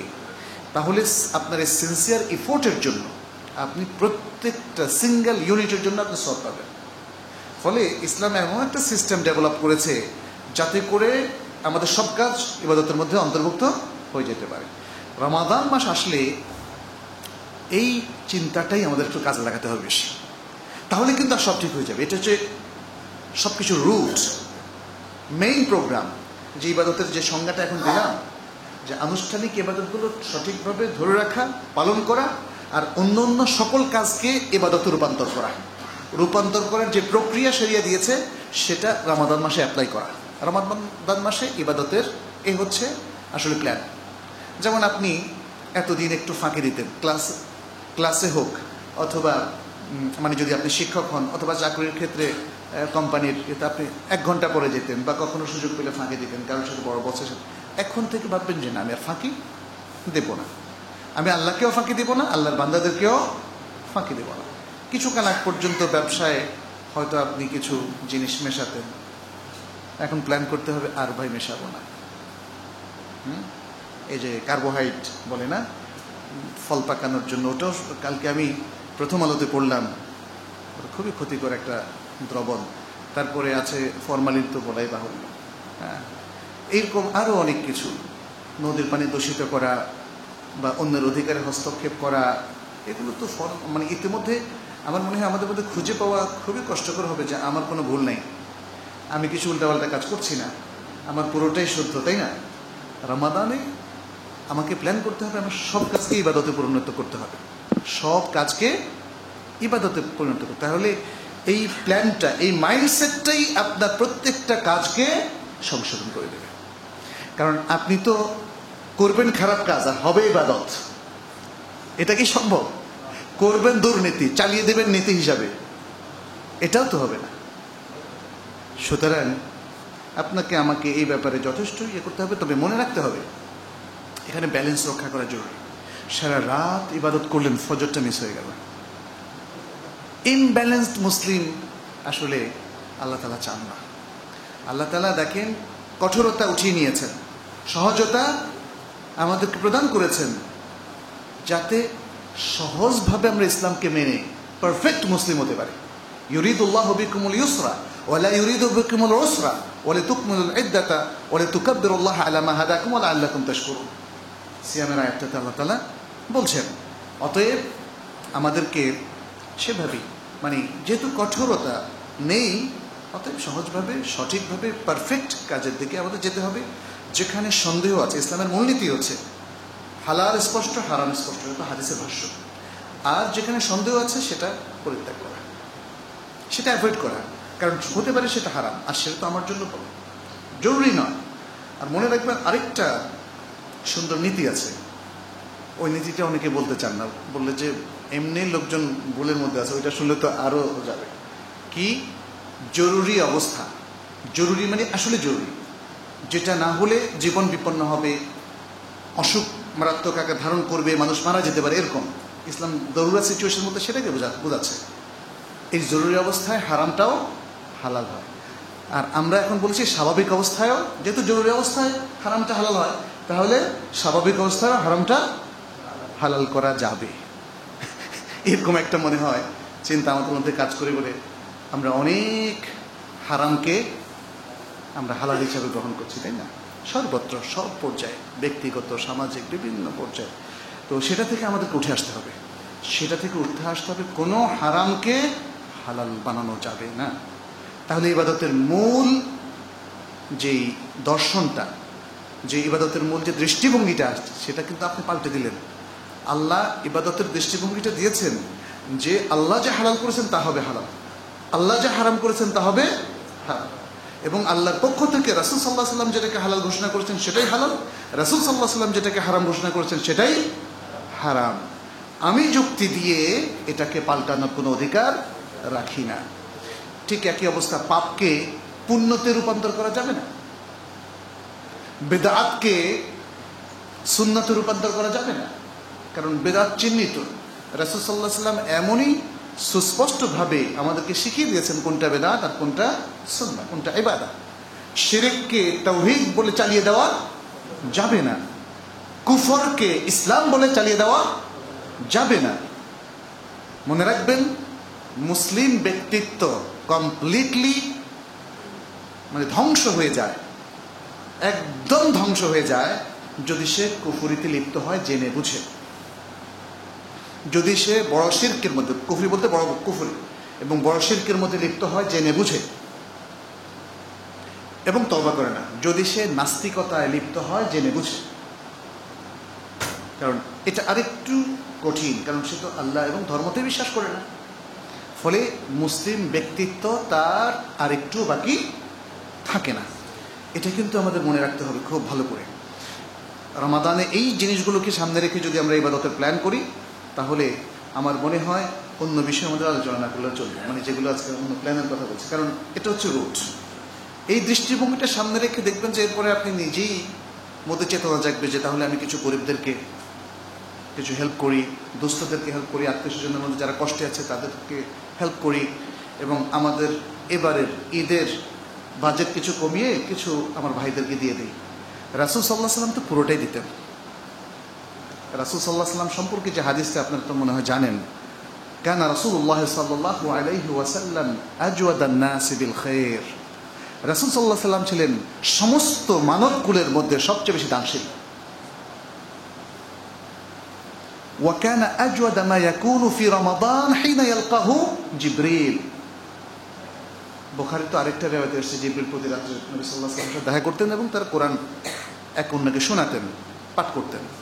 তাহলে যখন জিবরিলের সাথে নবী সাল্লাল্লাহু আলাইহি ওয়াসাল্লামের দেখা হতো তখন তিনি আরো বেশি দানশীল হতেন, কারণ ওই যে কোরআন পড়তেন। তো ইনফাকের আয়াতগুলো পড়ে দেখেন, ইনফাকের আয়াতগুলো না পড়ে যদি আপনি দান করতে যান, হাত চলবে না, দিব কি দিব না, দিব কি দিব না। আর যদি ইনফাকের আয়াতগুলো পড়ে আপনি দেন, ওয়াল্লাহি আমার মনে হয় আপনার মধ্যে এমন একটা মনোবৃত্তি তৈরি হবে, সব দিয়ে দিব। অবশ্যই সব দিতে রাসূল সাল্লাল্লাহু আলাইহি ওয়াসাল্লাম নিষেধ করেছেন, বলছেন কিছু রাখো, কিছু রাখো, ওয়ারিসদের জন্য, আত্মীয় স্বজনের জন্য, নিজের জন্য কিছু রাখো। এইভাবে কোরআনের প্রত্যেকটা বিষয় শেষে এসেছে। রাসূলুল্লাহ সাল্লাল্লাহু আলাইহি ওয়াসাল্লাম রমাদানে প্রচণ্ড বেগবান ঝড় হওয়ার চাইতেও আরো দ্রুত গতিতে দান করতেন। সুবহানাল্লাহ। এগুলো আমাদেরকে একটা ইন্সপিরেশন জাগায় না? তাহলে রাসূল সাল্লাল্লাহু আলাইহি ওয়াসাল্লাম উম্মত হয়ে আমি কোন জায়গায় অবস্থান করছি? ইনফাক এর কথা যখন শুনবো আমরা, যে আল্লাহর রাস্তায় দানের কারণে প্রত্যেকটা জিনিস আপনার, যেমন ওই যে একটা শস্য দানার সাথে তুলনা করা হয়েছিল, যেটা 700 দানা পর্যন্ত বাড়ে, আপনি যখন দেখবেন যে মাল্টিপল হয়, তখন কিন্তু আপনি ভাববেন, আরে দুনিয়ার ব্যাংকে রাখলে তো দেখি যে আমি এখন কত টাকা সুদ পাই। সুদ এখন মানুষ দেখি সুদের হিসাব খুব জোরসে করে। আর এর জন্য আরেকটা জিনিসও বের করেছে যে ইসলামিক ব্যাংকিং তো আসলে ধোঁকাবাজি, ইসলামিক ব্যাংকিংয়ের মধ্যে কোনো সঠিক ইসলামিক ব্যাংকিং হয় না, এই জন্য সুদী ব্যাংকে রাখাটাই নিরাপদ। এনিওয়ে, সুদী ব্যাংকে আপনি ডিপিএস করছেন, 10 বছর পরে দ্বিগুণ হবে না, আগে তো 6 বছরের হইতো, এখন মনে হয় 10 বছর, কারণ এখন তো রেট কমে গেছে অনেক। আচ্ছা, 10 বছর পরে আপনার মানি ইনফ্লেশনের দৃষ্টিতে টাকাটার কি অবস্থা বলেন? টাকার মান যখন কমে যায়, আপনি 10 বছর আগে দেখেন না, 10 বছর আগে 10 টাকা দিয়ে কি করতে পারতেন, আর এখন 10 টাকা দিয়ে কি করতে পারেন? 10 বছর আগে আমার মনে আছে উত্তরায় হাউস বিল্ডিং থেকে 13 নম্বরের শেষ মাথায় 4 টাকা বা 5 টাকা দিয়ে যাওয়া যেত, আর এখন 25 টাকা লাগে। তাহলে এই এত বছর যদি আপনি 10 বছর টাকা জমিয়ে রাখেন, তাহলে আসলে কি কোনো মূল্য হলো? কোনো মূল্য হলো না। কিন্তু ওয়ামা ইনদাল্লাহি বাকি ওয়ামা আনফাকতুম মিন শাইইন ফাহুয়া ইউখলিফুহু, যেটা তোমরা আল্লাহর রাস্তায় ব্যয় করো সেটাই ব্যালেন্স আকারে থাকে। এবং এই ব্যালেন্সটা কিন্তু এরকম 100%, 200% এরকম না, অনেক। 700 গুণ মানে কি? 700 গুণ অনেক, মানে ডাবল হয়ে গেলে আমরা বলি 100 গুণ বাড়ছে। খেয়াল করেন, ডাবল হয়ে গেলে 100 গুণ, অর্থাৎ 1 গুণ বাড়লে 100 গুণ, তাহলে 7000% বলা যায় না নাকি? যাই হোক, এইভাবে আমরা করতে পারবো। যাই হোক, আমি একটু সংক্ষেপ করব। এরপরে কোরআন নিয়ে কিছু কথা বলতেই হয়। আমরা বলছি এই উম্মার যেহেতু বুক বা প্রধান পাঠ্য বই হচ্ছে কি? কোরআন, আল কোরআন। স্কুলে যারা পড়ে তাদের কিছু পাঠ্য বই থাকে। এখন কেউ যদি বলে পাঠ্য বই আমি পড়তে পারি না, ক্লাস 1-এ সে পড়তে পারে না, তাহলে কি 2-তে উঠবে? 2-তে পড়তে পারে না, 3-তে উঠবে? হায় আল্লাহ, তো অসম্ভব একটা ব্যাপার।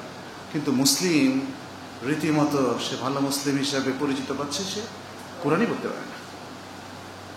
আশা করি এবারে রমাদানের প্ল্যানে কোরআনটাকে আমরা রাখতে পারি। মসজিদগুলো কোরআনের কিছু হালাকা চালু করতে পারে। কোরআন শুধু বিশুদ্ধ তেলাওয়াত শেখা, বিশুদ্ধ তেলাওয়াতের মধ্যে যে কি মজা, এটা যিনি বিশুদ্ধ তেলাওয়াত শিখবেন তিনি বুঝবেন। বিশুদ্ধ তেলাওয়াত এটা আপনাকে সাফল্যের শিখরে নিয়ে যাবে, আপনার ভেতরে একটা মারাত্মক পরিতৃপ্তি তৈরি করবে। আলা বিযিকরিল্লাহি তাতমাইন্নুল কুলুব বলে আল্লাহ যে ঘোষণা দিয়েছেন কোরআনে, আল্লাহর স্মরণের দ্বারা অন্তর তৃপ্ত হয়, এই যে ঘোষণাটা, এটা বিশুদ্ধ তেলাওয়াত ছাড়া হবে না। এটা বিশুদ্ধ তেলাওয়াত ছাড়া হবে না, কারণ কোরআন তেলাওয়াত মানেই হচ্ছে বিশুদ্ধ তেলাওয়াত। কোরআন তেলাওয়াত অশুদ্ধ উচ্চারণে আপনি করবেন, এটা হতে পারে না। আর যিনি বিশুদ্ধ তেলাওয়াত করতে পারেন, এর জন্য এরপরের স্টেপগুলো তার জন্য সহজই মুখস্থ হবে। তার কিছু যদি প্রয়োজনীয় অংশ মুখস্থ করতে চান, অর্থ জানবেন খুব সহজে, কোরআনের অর্থ বোঝা তার জন্য অনেক সহজ হয়ে যাবে। তবে এগুলো প্ল্যানে থাকতে হবে। তাজবিদ, বিশুদ্ধ তেলাওয়াত, কোরআনের অর্থ বোঝা, কোরআনের কিছু প্রয়োজনীয় ব্যাখ্যা, বিশাল ব্যাখ্যা গ্রন্থ পড়ার প্রয়োজন নেই। আপনি যদি শুধু কোরআনটাকে একবার বাংলাটাও পড়ে যান, আপনি দেখবেন 80% আপনি বুঝতেছেন। কোরআনের খুব অল্প অংশই এক্সপার্ট দ্বারা বুঝতে হয়, খুব অল্প অংশ। যেমন যেগুলো দিয়ে ফিকহ বিধান কিংবা জটিল কোনো মাসালার উত্তর যেগুলোতে আছে, জটিল কোনো বিষয়ের দিক নির্দেশনা যেখানে আছে, সেখানে এক্সপার্টরা আমাদেরকে হেল্প করতে হয়। আদারওয়াইজ বলো আল্লাহ একক, তিনি কারো থেকে জন্ম নেননি, কাউকে জন্ম দেননি, তিনি অমুখাপেক্ষী, সবাই তার মুখাপেক্ষী, তার সমকক্ষ কেউ নেই। বলেন তো, এটার জন্য ব্যাখ্যা লাগে? এটার জন্য কারো কাছে যেতে হয়? যদি বলা হয় সালাত কায়েম করো, যাকাত প্রদান করো, যেতে হয়? আতা'মুরুনা আন-নাসা বিল বিররি ওয়া তানসাউনা আনফুসাকুম ওয়া আনতুম তাতলুনাল কিতাব। এটা আহলে কিতাবকে বলা হচ্ছে, তোমরা নিজেদেরকে ভুলে যাচ্ছ, মানুষকে সৎ কাজের নির্দেশ দিচ্ছ, অথচ কোরআন তেলাওয়াত করো। অর্থাৎ নিজেরা ভালো কাজ করো না, অন্যকে বলো তোমরা ভালো কাজ করো, তেলাওয়াত করো। এটা বোঝার জন্য কি ব্যাখ্যা করতে হবে? কোরআনের অধিকাংশ বিষয়গুলো হচ্ছে এরকম। অতএব শুধু দ্রুত তেলাওয়াত করে কোরআন খতমের মধ্যে এটাকে খতম করে শেষই করে দিলেন, এটা আসলে প্রকৃত অর্থে আর আসলো না। ওই খতমের কোনো মূল্য নাই। কোরআনকে মানে ওই খতমটা আপনাদের জন্য খুবই মূল্যবান হবে, যেটা সুন্দর তেলাওয়াতের মাধ্যমে বুঝে বুঝে তেলাওয়াত করবেন আর শুধু কোরআনের হেদায়েতগুলো নেবেন। আল্লাহু আকবার। দেখেন, ইউসুফ ইসলাম একজন রক গায়ক ছিল, তাই না? আগে মুসলিম হওয়ার আগে তার অনেকগুলো ভাষ্য এখন ইউটিউবে পাওয়া যায়। শুনেছি যে তিনি শুধু কোরআন পড়েই কিন্তু ইসলাম গ্রহণ করেছেন। শুধু কোরআন পড়ে, শুধু কোরআন পড়ে। কোরআন পড়ে মানে কি? কোরআনের মিনিংটা পড়ে। তারা তো আর আরবি কোরআন পড়তে পারতেন না, শুধু মিনিংটা পড়ে। Quran is the most impressive book in the world. কোরআনের meaning also the most impressive as well. মিনিংটা যে কি পরিমাণে ইমপ্রেসিভ আপনি পড়তে গিয়ে বুঝবেন, এটা আর আমাদের ব্যাখ্যা করার প্রয়োজন নেই। অতএব কোরআন নিয়ে আমরা মনে করি তাদাব্বুর মানে পন্ডারিং করা, চিন্তা ভাবনা করা, কোরআন থেকে কিছু লেসন নেওয়া। আপনি যেমন কিছু সিলেক্টিভ জায়গা, এই রমজানে যদি সবটা পড়তে না পারেন তাহলে সিলেক্টিভ এরিয়াগুলো পড়তে পারেন। যেমন আপনি সূরা ইয়াসিন মুখস্থ আছে, ওটা একটু পড়েন। ওয়াকিয়া মুখস্থ আছে, আল ওয়াকিয়া ওটা পড়েন। আর রহমান মুখস্থ আছে, ওটার অর্থটা পড়েন। আর প্রতিদিন আপনি 5 ওয়াক্ত সালাতের বিভিন্ন রাকাতে যে সূরাগুলো পড়েন সেগুলোর অর্থটা একটু পড়েন, আর এগুলো লেসনটা একটু বের করেন, আর আরও কিছু জিনিস সিলেক্ট করা যেতে পারে। যেমন বেশ কিছু আল ওয়াসায়া আল আশর বলা হয়, বনি ইসরায়েলের মধ্যে বেশ কিছু ওসিয়ত করা হয়েছে। এরপরে সূরা লোকমানের মধ্যে লোকমান তার সন্তানকে যে ওসিয়ত করেছে, এটা তরুণদের জন্য খুবই অ্যাপ্লিকেবল এবং অ্যাপ্রোপ্রিয়েট, অতএব সেগুলো একটু পড়েন না। সুবহানাল্লাহ, এইভাবে চুজ করে প্ল্যান করে করে করে কিন্তু কিছু করতে হবে। একসাথে যদি গদবাদা শুরু করেন তাহলে কত বছর শেষ হয় আল্লাহ ভালো জানে। অতএব কিছু শর্ট প্ল্যান, কিছু লং প্ল্যান, এটা সব ক্ষেত্রে প্রযোজ্য, দিনের ক্ষেত্রেও এটাকে খুব প্রায়োরিটি দিতে হবে। এরপরে দিকের বিষয়ে আমরা কিছু বলতে চাই। আমাদের জিহ্বাটা এখন আর জিকির করে না, কারণ আমাদের মনটাও জিকির করে না। মনের মেইন কাজ হচ্ছে জিকির করা, বুঝতে পেরেছেন? জিকির মানে কি জানেন? স্মরণ করা। স্মরণ করে কে? জিহ্বা স্মরণ করে? স্মরণ করে অন্তর, স্মরণ করে অন্তর। কিন্তু এখন মুসলিম উম্মার মধ্যে দেখবেন জিকির পার্টি হয়ে গেছে অনেক, এরা জিহ্বা দিয়ে জিকির করে, ফলে মনে আর পৌঁছে না।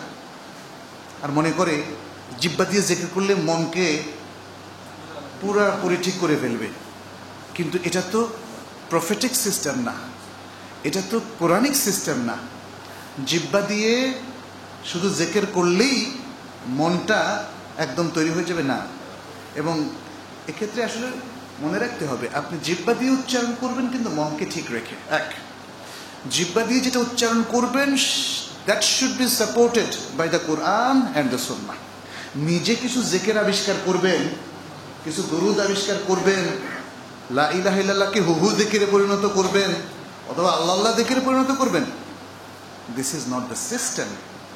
রাসূলুল্লাহ সাল্লাল্লাহু আলাইহি ওয়াসাল্লামের সমস্ত হাদিস ঘেটে আপনি কোথাও পাবেন না তিনি লা ইলাহা ইল্লাল্লাহর বদলে ইল্লাল্লাহ ইল্লাল্লাহ জিকির করতে বলেছেন, অথবা আল্লাহ আল্লাহ কিংবা হুহু। এটা হতে হবে পারফেক্টলি লা ইলাহা ইল্লাল্লাহ, অথবা লা ইলাহা ইল্লাল্লাহু ওয়াহদাহু লা শারীকা লাহু লাহুল মুলকু ওয়া লাহুল হামদ ইউহয়ী ওয়া ইউমীত ওয়া হুয়া আলা কুল্লি শাইইন কাদির। এভাবে আবার কিছু কিছু ছোট ছোট জিকির আছে এত বেশি ফজিলত, এটা আল্লাহ তাআলার মার্সি। আপনি হয়তো বলবেন যে এত ছোট কাজ করে বড় হয়ে যায়। হ্যাঁ, মূলটা ঠিক রেখে এত ছোট কাজে বোনাসটা পাবেন। মূল যদি চাকরি না থাকে তাহলে এই বোনাস পাবেন না, তাই না? চাকরি যদি না থাকে তাহলে বোনাস পাবেন না, বোনাস হয়তো অনেক বড় কিছু। এনিওয়ে, তাহলে সুবহানাল্লাহি ওয়া বিহামদিহি, সুবহানাল্লাহি ওয়া বিহামদিহি, এটা বিশাল, কিন্তু এতটুকু। তাহলে রমাদান মাসে আমরা একটা কাজ করতে পারি, এই যে শুধু আল্লাহ জিকির না করে আল্লাহর আগে পরে যেটা হাদিস যেভাবে রেকমেন্ড করেছে, আল্লাহু আকবার, সুবহানাল্লাহ, সুবহানাল্লাহি ওয়া বিহামদিহি, সুবহানাল্লাহি ওয়া বিহামদিহি, সুবহানাল্লাহিল আযীম, এভাবে আরো সকাল সন্ধ্যার জিকির আছে।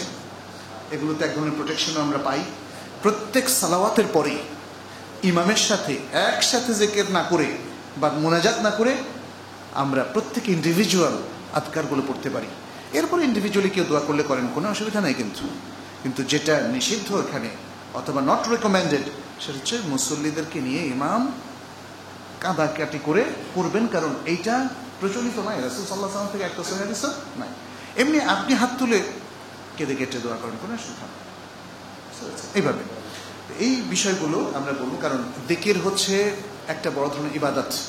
ইবাদতের মূলনীতি হচ্ছে এটা ওহীর ইনস্ট্রাকশন ছাড়া নিজের মতো করলে হবে না। এরপরে আমরা আরেকটু বলবো উমরা এবং ইতিকাফ, এগুলো নিয়ে হয়তো আরো আলোচনা হবে, আমরা দীর্ঘ আলোচনা করব না। শুধু একটা হাদিস বলবো বুখারী মুসলিমের, রাসূলুল্লাহ সাল্লাল্লাহু আলাইহি ওয়াসাল্লাম বলেছেন, উমরা যদি কেউ রমাদানে করে তাহলে সেটা হজের সমান সওয়াব, কোনো কোনো রায়তে এসেছে আমার সাথে হজের সমান সওয়াব। অতএব যারা সামর্থ্যবান তারা প্রতি বছর করতে কোনো অসুবিধা দেখি না। এটাকে ফ্যাশন বলে ব্যঙ্গ করা উচিত হবে না, কারণ মুসলিমরা যখনই কাবাতে যায় তার মাইন্ডসেটটা অনেক স্ট্রং হয়, সে আল্লাহর দিকে ফিরে আসার প্রেরণা পায়। এবং একজন ভালো মানুষ, ধনী মানুষ যদি আল্লাহর দিকে ফিরে আসার প্রেরণা নিয়ে আসে, তখন দেখবেন তার সম্পদের বিশাল অংশ সে অ্যালোকেট করবে জনকল্যাণের জন্য, দুস্থ মানুষের। এটা কিন্তু পরীক্ষিত। কিন্তু আমি জানি না, কিছু লোকজন খুবই ব্যঙ্গ করে যে উনি প্রতি বছর যায়, ধনী মানুষ দেখায়, এগুলো আসলে বলা উচিত না। আচ্ছা, ইনফাক ফি সাবিলিল্লাহর ক্ষেত্রে আমরা বলবো যে জাকাতটা আপনারা হিসাব করে ঠিক মতো দেবেন। জাকাত, কারণ আপনি জাকাত না দিয়ে খালি মসজিদে দিচ্ছেন, এতিমখানা দিচ্ছেন আন্দাজে। তো জাকাতের হিসাবটা কিন্তু ঘাড়ে রয়ে গেছে। কিয়ামতের দিন এত ইনফাক করলেন আর জাকাতটা ঠিক থাকলো না, কারণ আপনি তো পিলারটাই ফেলাই দিলেন, তাই না? তাহলে আপনাকে ব্যালেন্সড কাজ করতে হবে, পিলার ঠিক রেখে কাজটা করবেন। আর সাধারণ ইনফাকও করবেন যত বেশি, কারণ রমাদানে ইনফাকের বিশেষ সিগনিফিকেন্স আছে বলেই রাসূলুল্লাহ সাল্লাল্লাহু আলাইহি সাল্লাম ঝড় হাওয়ার চাইতেও আরো বেগবান ছিলেন, তাই না? এটা একটু আগে আমরা বললাম এভাবে। আর এখানে দুস্থের সেবা, রোগীদের কিছু সেবা, মানে এক্সট্রা কিছু করা যায় কিনা দেখেন। খুব কমই আমরা দেখি যে হসপিটালে গরিব রোগীদের চিকিৎসার জন্য আমাদের ভাইরা এগিয়ে এসছেন। আপনার যদি 100 টাকা দেওয়ার সামর্থ্য থাকে, এবছর রমজানে গিয়ে যান না কোনো হসপিটাল, ঢুকে গিয়ে দেখেন কার একটু অভাব আছে। আরে ওমর ইবনে খাত্তাব রাদিয়াল্লাহু তাআলা খলিফা হয়েও বাড়ি বাড়ি ঘুরতেন, রাত্রে ঘুরতেন, আবু বকর রাদিয়াল্লাহু তাআলা ঘুরতেন, ঘুরে বের করতেন সত্যিকারের নিডি লোক কারা। আমরা এতই বৈষয়িকভাবে ব্যস্ত হয়ে গেছি, এগুলো আমরা খুঁজে বের করি না। এক্সট্রা কিছু ভালো কাজ একটু খুঁজে বের করেন। আর এই বছর তো আমার মনে হয় ধান চাষিদের বিশাল কঠিন একটা বিপর্যয় ঘটে গেছে। হাওরের বিপর্যয়ের কারণে সিলেট বা ওই এলাকা, মৌলভীবাজার এলাকায় বিশাল লক্ষ লক্ষ মানুষ কিন্তু বিপর্যস্ত, সুনামগঞ্জ না, যাই হোক। তো এই মানে এই বিষয়গুলো একটু মাথায় রাখবেন। এরপরে আরও বিভিন্ন এরিয়াতেও লোকজন আছে, এগুলো আমরা মনে রাখবো। ফ্যামিলির ব্যাপারে প্রথমত যে কোনো প্রোগ্রাম করবেন তার একটা ইসলামিক ভাবধারা সম্পন্ন নাম থাকতে হবে। আপনি ইফতার পার্টি আর করেন না, পার্টি তো ক্লাবে হয়, এখন পার্টি আমরা মসজিদেও ঢোকামো, কি দরকার পার্টি বলা? হ্যাঁ, কোনো দরকার আছে বলেন? না হলে কি এটা আর ইফতার হবে না? অতএব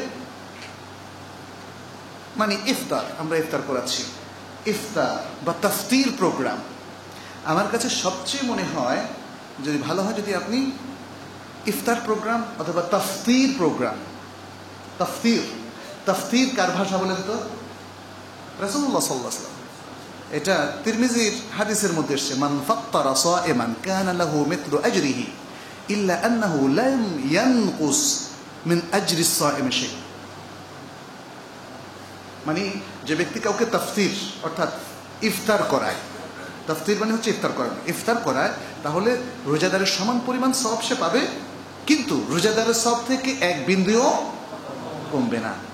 তাহলে তাফসির প্রোগ্রাম নাম দেই। এখন কেউ হয়তো বলবো ভাই নতুন নতুন কিছু বাইর করেন না, মানে নতুন বাইর করলে অনেকে মনে করে ভালো না। আমরা বাইর করছি না, সংস্কৃতির একটা রূপান্তর হয়ে গেছে। সঠিক শব্দমালা ছেড়ে বেঠিক শব্দমালা পরিগ্রহণ করা হয়েছিল, এখন আমরা আবার রিভার্টেড হচ্ছি to our origin text expression, Quranic expression অথবা হাদিসের এক্সপ্রেশনের দিকে আমরা আসছি। এই জন্য যে কোনো পরিভাষা নিয়ে আমাদের ভাবার অবকাশ আছে। যে কোনো নতুন কালচার যেটা পৌত্তলিকদের কাছ থেকে এসছে, উপলক্ষ নতুন আসছে বলি জাতি গ্রহণ করবে তা না। আমরা সবসময় কোরআন সুন্নাহ দিয়ে দেখব এইটা কি আমার বান্দা যে বৈশিষ্ট্য, আব্দের যে বৈশিষ্ট্য, মুসলিমের যে বৈশিষ্ট্য সেটার সাথে ম্যাচ করছে কি করেনি। তাহলে ফ্যামিলির সন্তানদেরকেও আমরা একটু তারবিয়ত দিতে পারি, তাদেরকেও নিজে পড়ার পাশাপাশি কোরআনটা একটু ভালো করে তাদের জন্য একটু ব্যবস্থা করতে পারি। মসজিদে যেখানে যেখানে হালাকার ব্যবস্থা আছে সেখানে তাদেরকে নিয়ে যেতে পারি। আর রিলেটিভদের সবার একটু খোঁজখবর নেওয়া, এটা একটা সামাজিক কাজ। এখানে আমরা অসামাজিক হয়ে গেছি, কিন্তু এখন মেহমান আসলে মানুষ একটু রাগ করে, মুখে বলে না যে আর কোন দিন আসবেন ওই দিন ভালো করে খাওয়াবো, এটা মুখে বলে না, কিন্তু এটাকে বলা লিসানুল হাল। অবস্থা আমাদের এরকম যে অল্প হতে সারাই দেয় আমরা। আর এখন তো দেখেছি আমাদের অনেক বাঙালিদের মধ্যে, এটা আমার এক্সপিরিয়েন্স হয়েছে, আমি কাউকে দোষ দিচ্ছি না এবং দোষ মনে করে বলছি না, জাস্ট ফর শেয়ারিং। সেটি হচ্ছে এখন সবাই রেস্টুরেন্টে নিয়ে যায়, বলছে ভাই আপনার সাথে অনেকদিন পরে দেখা হলো তো একটু খাওয়া দাওয়া করি, বাসায় তো আমি ব্যস্ত, এই বলে মানে অন্তরঙ্গতা কিন্তু ছুটে যাচ্ছে। খেয়াল করেন, রেস্টুরেন্টে যাওয়ার কালচারটা হচ্ছে অমুসলিম কালচার, ভালোবাসা থেকে বিচ্ছিন্ন হওয়ার কালচার। আমাদের যে হুয়া ইমানিয়া আছে সেটা, এটা ঠিক যে বাসায় আপনার কখনো কোনো সমস্যা থাকতে পারে, সেটা আলাদা, কিন্তু এই কালচারটা মারাত্মক বেড়ে যাচ্ছে। বিদেশেও দেখলাম যে উনি তার সদস্য মানে ধরেন ইচ্ছে করলে পারেন একসাথে, বাসায় পারেন, খরচও কম হয়, কিন্তু না, কালচারটা হয়ে গেছে এখন রেস্টুরেন্ট কালচার। যেহেতু এখন আমরা আসলে ফাস্ট ফুড কালচারে আছি, তাই না? কিছুকাল পরে দেখবেন, এখন তো সেটা শুরু হয়ে গেছে, এই ফাস্ট ফুড রেস্টুরেন্টগুলোতে ইফতার পার্টি হয়। যাই হোক, শুনেন, ফাস্ট ফুড কালচার, ইফতার পার্টি, কালচারাল পার্থক্য কিন্তু খুব দ্রুত ত্বরান্বিত করছে, এটা মনে রাখতে হবে। অতএব যদি আপনি গা ভাসিয়ে দেন, তাহলে দেখবেন যে পানে যেমন মানুষ ভেসে কোথায় যে যায় জানে না, আজকে মুসলিমদেরও কিন্তু সেই দুর্দশা হবে। এই জন্যই প্ল্যান করা দরকার, যাতে এই রমাদানে অন্তত এই ভুল ত্রুটিগুলো থেকে আমরা মুক্ত হতে পারি। আচ্ছা, কিছু বই সিলেক্ট করতে পারেন, কিছু বই মসজিদের পক্ষ থেকে আমি আশা করি মুসল্লিদেরকে কিছু সিলেক্টেড বই দেবেন, তারা রমাদানে পড়বে, অথবা এখানেও রাখবেন, এটা হতে পারে। আচ্ছা, এরপরে দাওয়ার ব্যাপারে সামান্য কথা বলবো।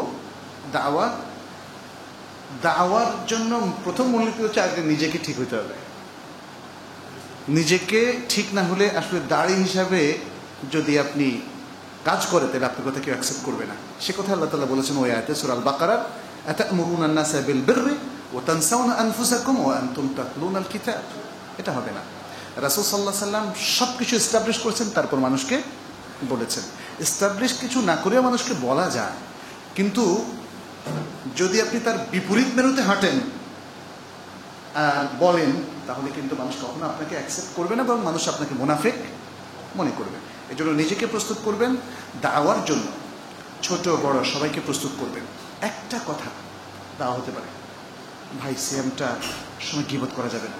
জাস্ট যখন দেখছেন একদল লোক গীবত করছে, ভাই সিয়ামের সময় গীবত করা যাবে না, পরনিন্দা করা যাবে না, চগলখড়ি করা যাবে না, ভাই ঘুষ খাওয়া যাবে না, সুদ খাওয়া যাবে না, ইত্যাদি আপনি বলে দেন না। আপনার ওয়াইফও করতে পারে, ছোট বাচ্চাও করতে পারে। ছোট বাচ্চাদেরকেও আমি দেখছি দাওয়াতি কাজ করতে, আপনাদের এখানে মনে পড়েছিলাম একদিন, তাই না? এমনকি খাওয়ার সময় দেখুন ছোট বাচ্চা বলে দিচ্ছে, তুমি কি বিসমিল্লাহ পড়েছো? এই যে বিষয়টা, এটা আমি অনেক জায়গায় কোট করেছি। তার মানে হচ্ছে দাওয়ার ওই যে মাইন্ডসেট, পরিবেশ, আর আপনি কিভাবে রেজ করছেন আপনার সন্তানকে। আপনার সন্তান আপনাকে দেখে দেখে এই কাজগুলো করবে। সালাতের কথা সে আপনাকে স্মরণ করাবে যদি আপনি তাকে স্মরণ করেন, আর যদি আপনিও সালাতের ব্যাপারে গাফিল থাকেন, কোনোদিন আপনার সন্তান অবশ্যই এটা হবে না যদি না বাইরের কারোর কাছ থেকে ভালো কিছু শেখে, যে সে সবাইকে নামাজের কথা বলবে। কারণ দেখছেন বাবা তো ঠিক মতো নামাজ পড়ে না, মাও নামাজ পড়ে না, হ্যাঁ, ইত্যাদি। আচ্ছা, এরপরে হেলথ বিষয়ে আমাদের প্ল্যানটা হচ্ছে এরকম যে এটা রমাদানের সাথে লিঙ্কড একটা বিষয়। রমাদানের হেলথ যে বেনিফিটগুলো, সেগুলোর উপর অনেক ম্যাটেরিয়ালস পাওয়া যায় ইন্টারনেটে, যে আপনার যেমন ওজন একটু কমবে যারা একটু বাল্কি, আপনার চর্বি একটু কমবে যাদের চর্বি বেশি, কোলেস্ট্রল কমবে যাদের কোলেস্ট্রল বেশি, প্রেশার নর্মাল হবে, ইত্যাদি ধরনের কথা বলা হয়। ডায়াবেটিস আর একটু বেটার হবে যেহেতু আপনি সারাদিন খাবেন না, মিষ্টি খাওয়া কম হবে, ইত্যাদি ইত্যাদি। কিন্তু ইফতারে বসলে মনে হয় সেটা আর আমাদের মনে আসে না, মনে তো সব খাই। এবং ইফতারের আয়োজনও মাশাআল্লাহ 20টা 25টা 30টা আইটেম, আর এর মধ্যে সবচেয়ে ভয়ঙ্কর আইটেমটা হচ্ছে ভাজা পোড়া। এটা কি কোনো সন্দেহ আছে? ভাজা পোড়ার মধ্যে কি তেলটা ইউজ করেছে? আপনি যে বাজার থেকে এত ভাজা পোড়া কিনে নিয়ে আসলেন, এখন বললাম না ওই যে সবাই বাইরের থেকে কিনে আনতে অভ্যস্ত, অথচ বাইরের তেল, আপনি যে তেলটা খুব সিলেক্ট করে কিনেন, আপনি কি মনে করেন বাইরের তেলটা ভালো? একটু টঙ্গিতে গিয়ে দেখেন কিভাবে বড় বড় ড্রাম কিনে নিয়ে যায় ওরা, ওই ড্রামের তেল ইউজ করে। খাইতে স্বাদ লাগলে কি হলো? এই যে আপনি জিলাপি খান, মোটা মোটা বড় বড় জিলাপি খাইতে তো খুব মজা। খুব সিলেক্টিভ হতে হবে, আজকের যুগে সিলেক্টিভ হতে হবে। একটু হাসপাতালে গিয়ে দেখেন কত রোগী। ঢাকা শহরে আমরা যখন আসি 74-এ, খুব ছোট থাকতে, তখন জেনারেল হসপিটাল ছিল ধানমন্ডিতে, আর ঢাকা মেডিকেল কলেজ, আর এরকম ছোটো ছোটো কয়েকটা। আর এখন এত বিশাল বিশাল মেডিকেল কলেজ, সব গিজ করতেছে রুগীতে। রুগী বেড়ে গেছে কারণ খাবার ডায়েট কন্ট্রোল করি না আমরা। এই রমাদানের হেলথ ইস্যুতে এসে আপনাকে খুব সুন্দর ইফতার চুজ করতে হবে, সাহরিতেও আপনাকে অল্প খেতে হবে। এর মধ্য দিয়ে রমাদানের যে সংযম, যে তাকওয়া, অল্প খাওয়া। কারণ আপনি যদি অনেক টাকা থাকে তাহলে খাবার এত না করে কিছু খাবার মানুষকে পাঠিয়ে দেন না। এক একজনকে এক একবার যদি ইফতার করান, অল্প কিছু খাবার দিতে দিতে তার সব পাচ্ছেন, আর নিজে এতগুলো খেলে পেটও নষ্ট, সবও কম, তাই না? এতে দরকার কি? এইভাবে একটু প্ল্যান করা যেতে পারে। আর সর্বশেষ হচ্ছে হ্যাবিট চেঞ্জ। এটাই হচ্ছে আমাদের মেইন। আরেকটা মেইন জিনিস, প্রথমে আমরা ইবাদতের কথা বলছি, সর্বশেষ হলো হ্যাবিট চেঞ্জ। হ্যাবিট চেঞ্জ, আপনার ডায়েটের হ্যাবিট, চলাফেরার হ্যাবিট, আচরণগত হ্যাবিট, ইন্টারনেটের সাথে আপনার ইন্টারাকশন, টাইম দেওয়া নেওয়ার হ্যাবিট, প্রশাসনে অন্যদের সাথে আপনি কিভাবে আচরণ করছেন, অধীনস্থদের সাথে উপরস্থদের সাথে আপনার হ্যাবিটটা কী, আপনার স্ত্রীদের সাথে, আপনার মানে পরিবারের আরও অন্যান্য সদস্যদের সাথে, প্রতিবেশীর সাথে, সবখানে হ্যাবিটটা একটু চেক করে দেখতে হবে। যে প্রবলেমগুলো আছে সেগুলোকে বেটার হ্যাবিটে রূপান্তরিত করতে হবে। হ্যাবিটটাকে আরবিতে বলা হয় আদাত। আদাত মানে হচ্ছে কাস্টম বা প্রথা। আরবিতে সংজ্ঞা হচ্ছে মা ইয়াতাআওয়াদু আলাইহিল ইনসান, মানুষ যে কাজ বারবার করতে করতে অভ্যস্ত হয়ে যায়। হ্যাবিট চেঞ্জ হচ্ছে যে কাজ বারবার করাটা খারাপ, ওটা আর বারবার করবেন না, ওটা একবারও আর করবেন না। এটা হলো হ্যাবিট চেঞ্জের উদ্দেশ্য। ইন্টারনেট ব্রাউজ করবেন প্রয়োজনীয় অংশ, আপনার যে ইনফরমেশন দরকার, যেটা বৈধ, কিন্তু অবৈধ অংশটা আপনাকে অ্যাভয়েড করতে হবে। ইন্টারনেট এই যুগে সবচেয়ে বড় ফিতনার জায়গা হয়ে গেছে। ইউটিউবে আপনি একটা ভালো লেকচার শুনতে চান, সেখানে মেয়েদের ছবি, অর্ধলঙ্গ মেয়েদের ছবি চলে আসতেছে। সত্য কথা, এটা তো এখন হয়তো ভাই হাসতেছেন বলে লজ্জার কথা বলতেছে, তো লজ্জার কথা তো বটেই, কিন্তু এই লজ্জা তো আর মানুষ, ইউরোপে একবার গেলাম, ওখানে গিয়ে তো চোখ বন্ধ করে তো আর হাঁটা যায় না, মানে দেখলাম যে চোখ বন্ধ করে হাঁটতে হবে, অবস্থা হচ্ছে এরকম। তো মানুষের কাছে এটা মালুফ হয়ে গেছে, ন্যাচারাল হয়ে গেছে। সংক্ষিপ্ত পোশাকে বিশেষ করে মেয়েরা চলা, এটা তাদের কাছে অভ্যাস হয়ে গেছে, কোনো ব্যাপার নয়। এখন আমাদের মেয়েদের কাছে হয়ে যাচ্ছে, শহুরে মেয়েদের পথে। এই হ্যাবিটগুলো চেঞ্জ করতে হবে, আমাদের মেয়েদের হ্যাবিট। আমি কিন্তু শুধু আপনাদেরকে বোঝাচ্ছি না, আপনাদের বাসায় যে হাউস হোল্ড আছে, মেয়েরা আছে, তাদের উদ্দেশ্যেও একই কথা। আমাদেরকে হ্যাবিটটা চেঞ্জ করতে হবে, পোশাকের হ্যাবিট, কথার হ্যাবিট, কালচারের, যেগুলো অশ্লীল, অশালীন, অন্যায়, ভুল, বিভ্রান্তিতে ভরা, যেগুলো আমাদেরকে সবসময় খারাপের দিকে নিয়ে যায় এবং জাহান্নামের দিকে নিয়ে যায়, এই হ্যাবিটগুলো চেঞ্জ করতে হবে। সিগারেট, মদ্যপান, তাই না, আরও যে সমস্ত জিনিসগুলো পান করা, যেমন বা সেবন করা, যেমন গাঁজা, তারপরে অনেকেই নানা ধরনের মাদকদ্রব্য সেবন করে থাকে, ইয়াবা, তারপর আরও অন্যান্য অনেক জিনিস। এই অভ্যাসগুলো থেকে উঠে আসতে হবে। রমাদানে ওই যে দাওয়ার মধ্যে একটা ক্যাম্পেইনিংও করতে পারেন। খেয়াল করেন, দাওয়া বলতে সবসময় যদি আপনারা মনে করেন লা ইলাহা ইল্লাল্লাহ দাওয়া, সেটা কিন্তু আমরা মেইন করছি না, ওটা তো দাওয়ার একটা মেইন প্রোগ্রাম। বাট যেমন রক্তদান কর্মসূচি, এটাও দাওয়ার প্রোগ্রাম। আপনি কয়েকজন ভাই এই মসজিদ থেকে গেলেন, আশেপাশের হসপিটালগুলো ভিজিট করে লোকদেরকে যদি দুটো সুন্দর কথা বলেন, ভাই আপনি সুস্থ হয়ে যাবেন, মাথায় হাত রেখে যদি বলেন লা বা'সা তাহুরুন ইনশাআল্লাহ, ভয় নেই, ইনশাআল্লাহ আপনি সুস্থ হয়ে যাবেন, মরা মানুষও দেখবেন যে হ্যাঁ আমি সুস্থ হবো, সুস্থ, মানে এরকম একটা ভাব চলে আসবে। তো এই কথাগুলো বলতে তো কোনো পয়সা খরচ হয় না। এইভাবে আমরা যদি কাজ করি, রমাদানের প্ল্যান প্রোগ্রাম নেই, তাহলে আপনি সবচেয়ে বেশি উপকৃত হবেন, আপনার পরিবার উপকৃত হবে, এবং মুসলিম উম্মাহ উপকৃত হবে, মুসলিম জনপদ উপকৃত হবে, আমাদের সমাজ উপকৃত হবে, এবং আমাদের দেশও উপকৃত হবে।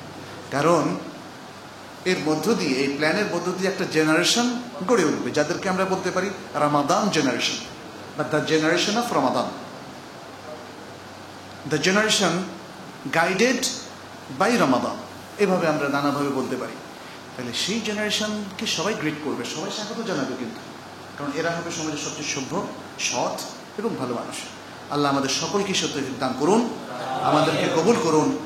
সামনের যে রমাদান আসছে, আমরা যেন সেই রমাদানের জন্য একটা সুন্দর প্ল্যান করতে পারি, নিজেদের একটা মাইন্ডসেট করে নিতে পারি, এবং আমাদের জীবনে অতীতে যা করেছি তার চাইতে অনেক বেশি বেনিফিট যেন এই রমাদান থেকে নিতে পারি। আল্লাহর কাছে আমরা কায়মনোবাক্যে সে দোয়া করছি, আমিন। এবং আপনাদের সবাইকে ধন্যবাদ জানিয়ে দীর্ঘক্ষণ কথা শোনার, কষ্ট করার জন্য আপনাদের সবাইকে আবারও শুভেচ্ছা জানিয়ে শেষ করছি। হাদা ওয়া সাল্লাল্লাহু ওয়াসাল্লাম আলা নবিয়িনা মুহাম্মদ ওয়া আলা আলিহি ওয়া আসহাবিহি আজমাইন। খুব সংক্ষেপে কিছু প্রশ্নের উত্তর দেবে, এখানে ব্যাখ্যা করব না ইনশাআল্লাহ। প্রশ্ন এসেছে, মৃত বাবা মায়ের আত্মার মাগফিরাতের উদ্দেশ্যে রোজাদার ব্যক্তিগণের ইফতারি করানো যাবে কিনা, সওয়াব হবে কিনা? করানো যেতে পারে।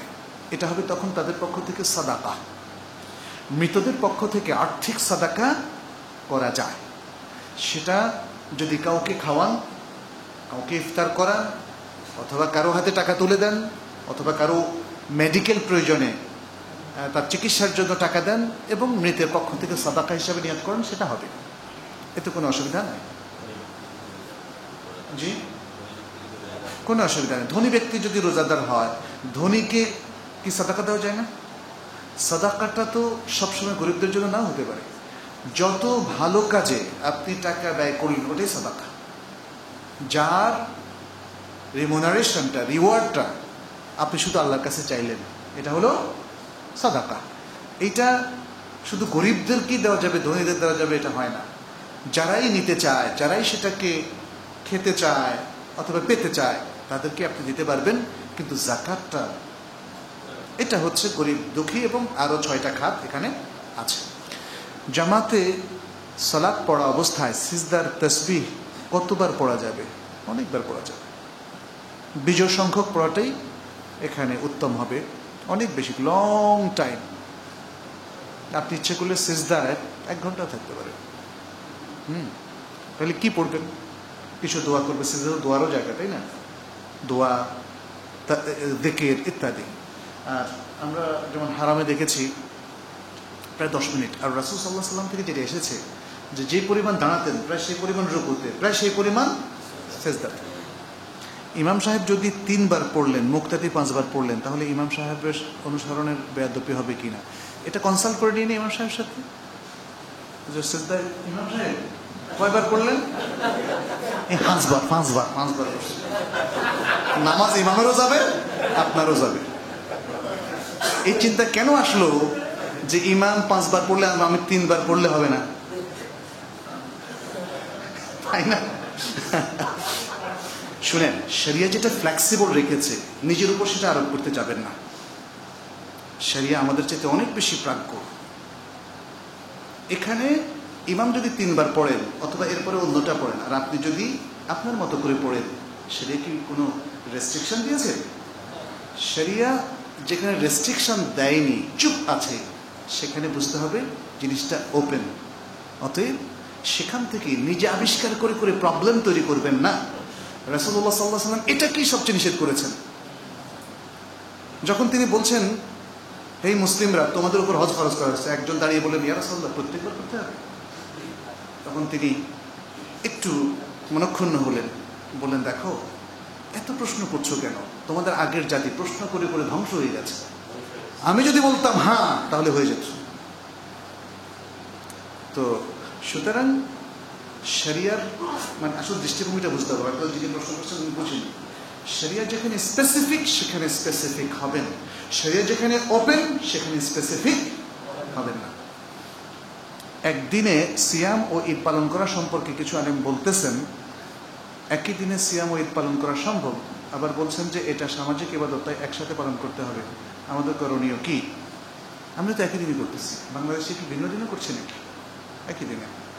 এখানে রাসূল সাল্লাল্লাহু আলাইহি ওয়াসাল্লাম নিয়ম হচ্ছে, মুসলিম জনপদের যিনি নেতা থাকবেন, নেতৃস্থানীয় যিনি মুসলিম দেশের শাসক, তিনি আলেমদের সাথে চাঁদ দেখা কমিটির পরামর্শ করে যে ডিসিশন দেবেন, সবাই সেটা পালন করতে হবে।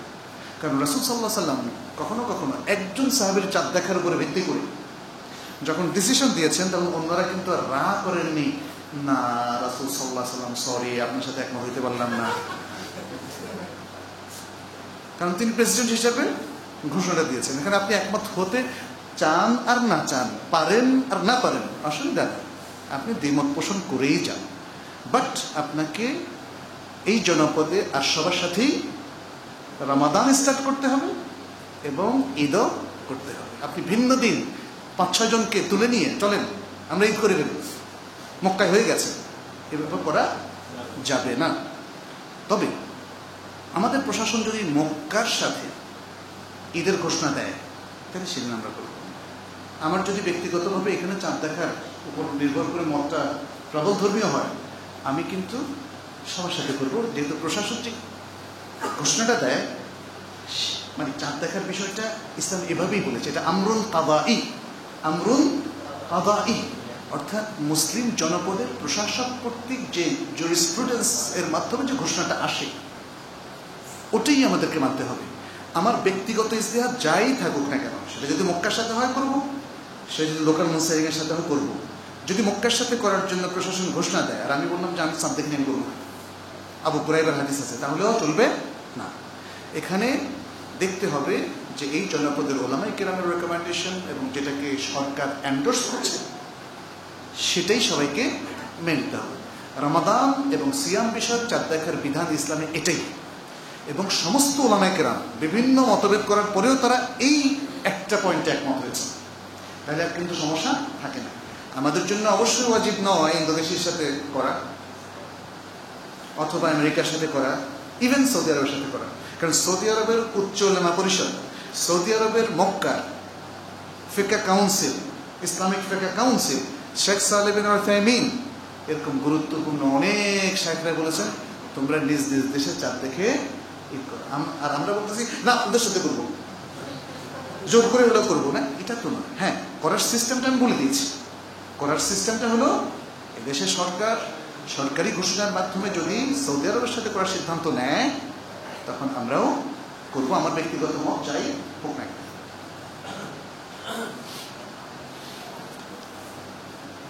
নাফাক অবস্থায় কি কোরআন শ্রবণ করা যাবে?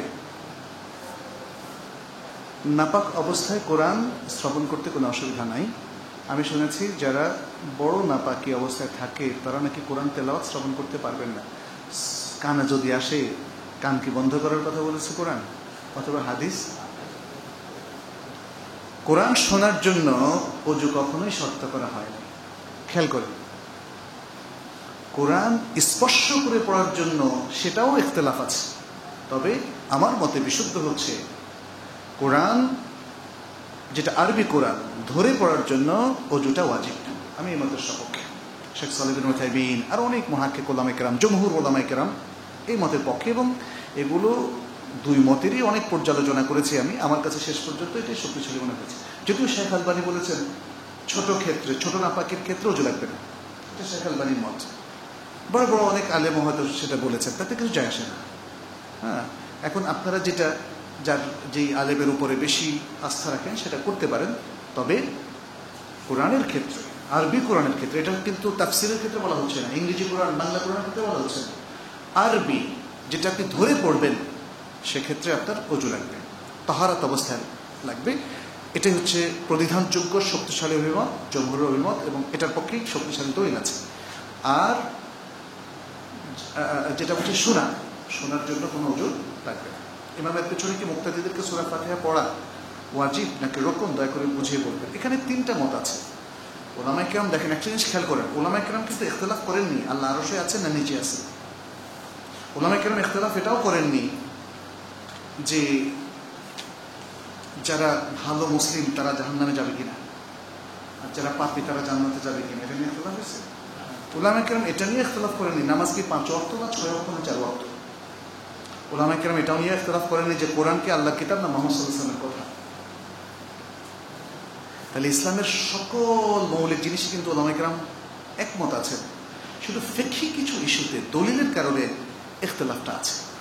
আর সেই ইখতিলাফের মধ্যে আমরা এগুলোকে নিয়ে আজকে ঝগড়ার কারণ বানিয়েছি। এখানে তিনটা মত আছে, তিনটা মত।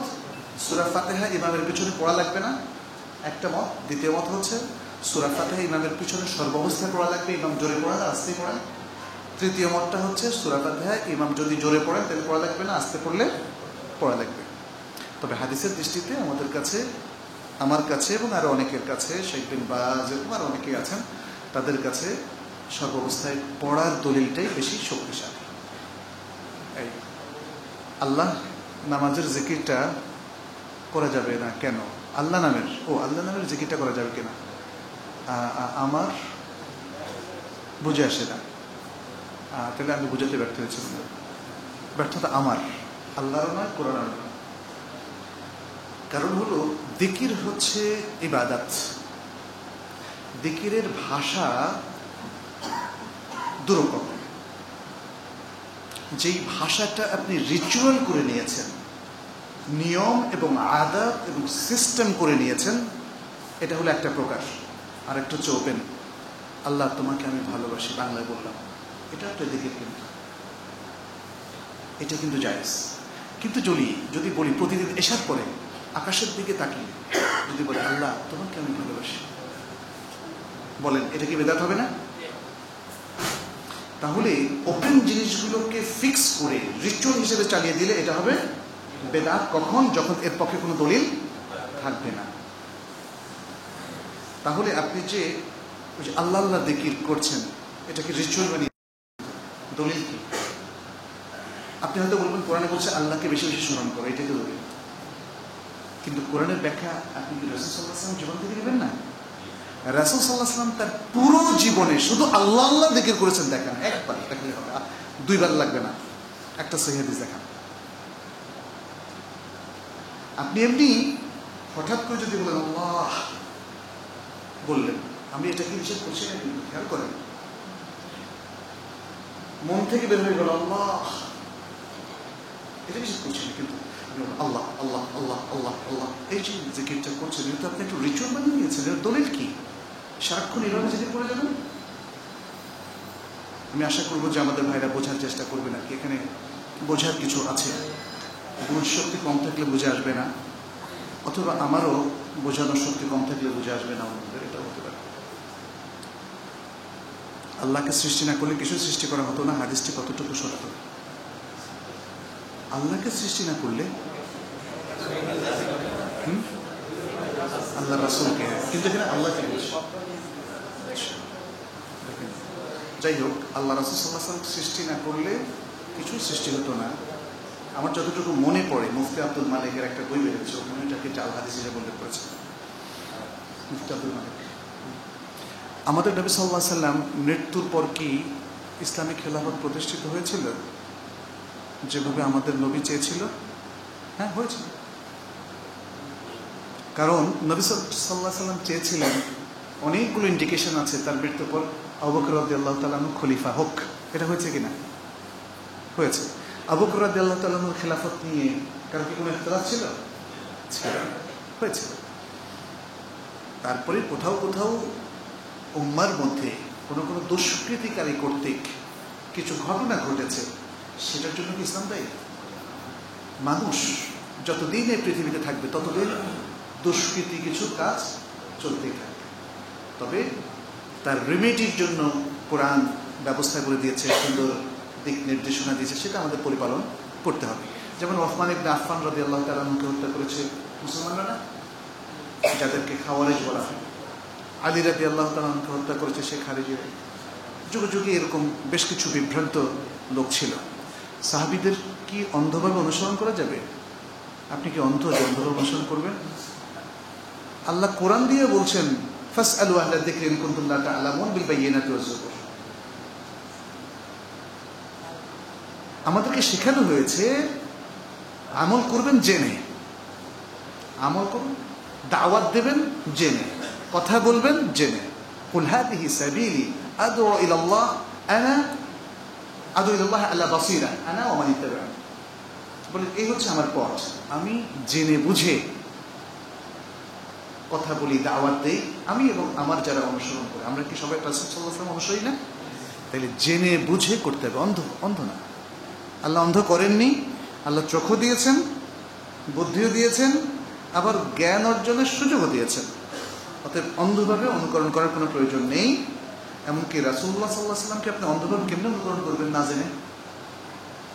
আপনাকে তো মিনিমাম জানতে হবে, কারণ যেহেতু জাল হাদিস, ফ্যাব্রিকেটেড হাদিস, ভুল তথ্য, আল্লাহর জমিনে রাসূল সাল্লাল্লাহু আলাইহি ওয়াসাল্লাম কখনো বলেননি, এমন কিছু এখন মানুষ বলছে। দোষ কি রাসূলুল্লাহ সাল্লাল্লাহু আলাইহি ওয়াসাল্লাম না মানুষের? সুবহানাল্লাহ। এই জিনিসগুলো মানুষ এখন ভুলে গেছে। আমরা যখন বলি জাল হাদিস, তারা মনে করে এটা হাদিসকে জাল বানায় ফেলছি আমরা, মানে দোষটা যেন আমার। যদি বলি যে হাদিসটা অত্যন্ত দুর্বল, বলছে আল্লাহ রাসূলের হাদিস দুর্বল হয় কেমনি? কি বলেন এটা? রাসূলুল্লাহ সাল্লাল্লাহু আলাইহি ওয়াসাল্লামের সহিহ হাদিসকে দুর্বল কে বলছে? যেই হাদিসটা রাসূল সাল্লাল্লাহু আলাইহি ওয়াসাল্লামের হাদিস কিনা, এখানেই বিশাল আপত্তি। রাবির মধ্যে মারাত্মক ত্রুটি, ইল্লাত পাওয়া যায়, দোষ পাওয়া যায়। রাবি ভুলে যান, স্মরণ রাখতে পারেন না, অথবা রাবি কখনো কখনো সন্দেহজনক কথাবার্তা বলে। ইত্যাদি নানা, এগুলো হাদিস শাস্ত্রে লেখা আছে। সেই কারণে হাদিসটা দুর্বল, অর্থাৎ হাদিসটা আদৌ রাসূল সাল্লাল্লাহু আলাইহি ওয়াসাল্লাম বলেছেন কিনা এই সনদে দুর্বলতা সৃষ্টি হলেই হাদিসটা দুর্বল বলা হচ্ছে, রাসূল সাল্লাল্লাহু আলাইহি ওয়াসাল্লাম উক্তিকে দুর্বল বলা হচ্ছে না। যাই হোক, অতএব সাহাবীদেরকে নয়, রাসূলুল্লাহ সাল্লাল্লাহু আলাইহি ওয়াসাল্লামকে জেনে বুঝে আমল করতে হবে, দিন জেনে বুঝে আমল করতে হবে। আপনি সালাত একরকম পড়লেন আর বললেন আমি অন্ধভাবে রাসূলকে অনুসরণ করছি, বলুন নাকি? তাই না? এক একজন এক একভাবে সালাত আদায় করে। সবাই কিন্তু বলে যে রাসূল সাল্লাল্লাহু আলাইহি ওয়াসাল্লামকে অন্ধভাবে অনুসরণ করে সালাত পড়ছেন, কিন্তু কেউ 3 ওয়াক্তে পড়ে, শিয়ারা যেমন 3 ওয়াক্তে পড়ে। তারপর এক একজনের সালাতের স্টাইল এক এক রকম, বিভিন্ন মাজারে যান, খানকায় যান, দেখবেন এক একজন এক এক স্টাইল। সুতরাং মুসলিম সবসময় দলিলের ভিত্তিতে আমল করবে, অর্থাৎ জেনে বুঝে জ্ঞানের আলোকে আমল করবে, সে কাউকে অন্ধ অনুকরণ করবে না। আমি শুনলাম যে আবু বকর এটা করতেন, বাস শুরু করে দেব। অন্ধভাবে অনুকরণকে বলা হয় তাকলিদ। তাকলিদ মানে হচ্ছে কাবুল ও কাউলিন বিলা দলিল, দলিল লাগে না, ইলম লাগে না, শুই নাই আমল করে, এটা জায়েজ না। মানে এটা একটা সেন্সিটিভ ইস্যু হয়ে গেছে তাকলিদ নিয়ে কথা বলা। মানুষ বলে যে তা সাধারণ মানুষ আমাকে তাকলিদ করবে। হ্যাঁ, তাকলিদ করবেন আপনি, অসুবিধা নাই, কিন্তু সেটা কোনো বিজ্ঞ আলেমের পরামর্শে, বিজ্ঞ আল্লাহওয়ালা মুফতি সাহেবের পরামর্শ। সাধারণ মানুষ আপনার পড়ার বোঝার কোনো ক্ষমতা নেই, তাহলে জীবিত, মৃত না। যদি আপনি কবর পাশে গিয়ে বলেন যে আপনি কিছু বলেন না, তারপর বললেন কবরের থেকে আমি পাইছে গেছি, পাইয়া এখন আমি অন্ধ তাকলিদ করতেছি, এটা হবে না।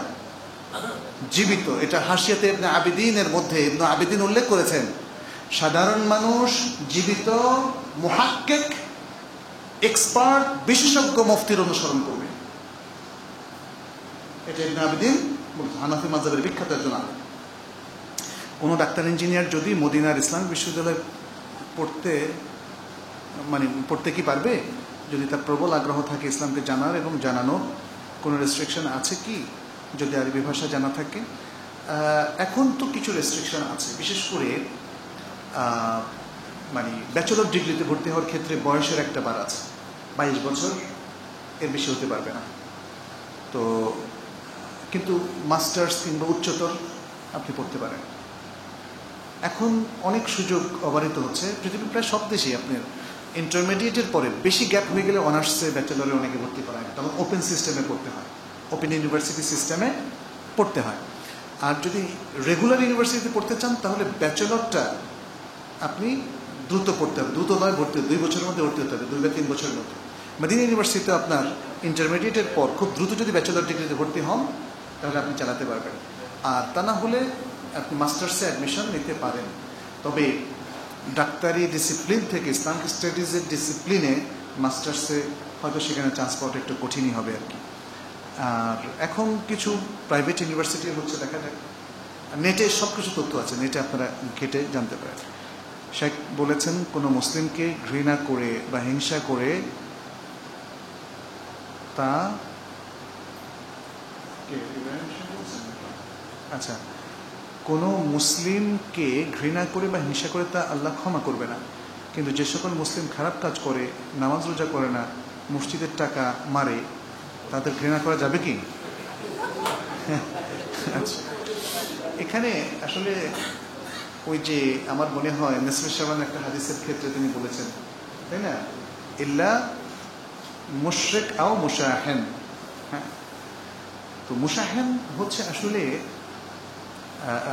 সেরকম হিংসা বিদ্বেষ পোষণকারী ব্যক্তি যার মধ্যে কোনো ভালাই নাই, কিন্তু অনুতপ্ত সব হৃদয়কে কিন্তু আল্লাহ ক্ষমা করেন, অনুতপ্ত সব হৃদয়কে আল্লাহ ক্ষমা করেন। শিরককে আল্লাহ ক্ষমা করেন না তওবা করলে?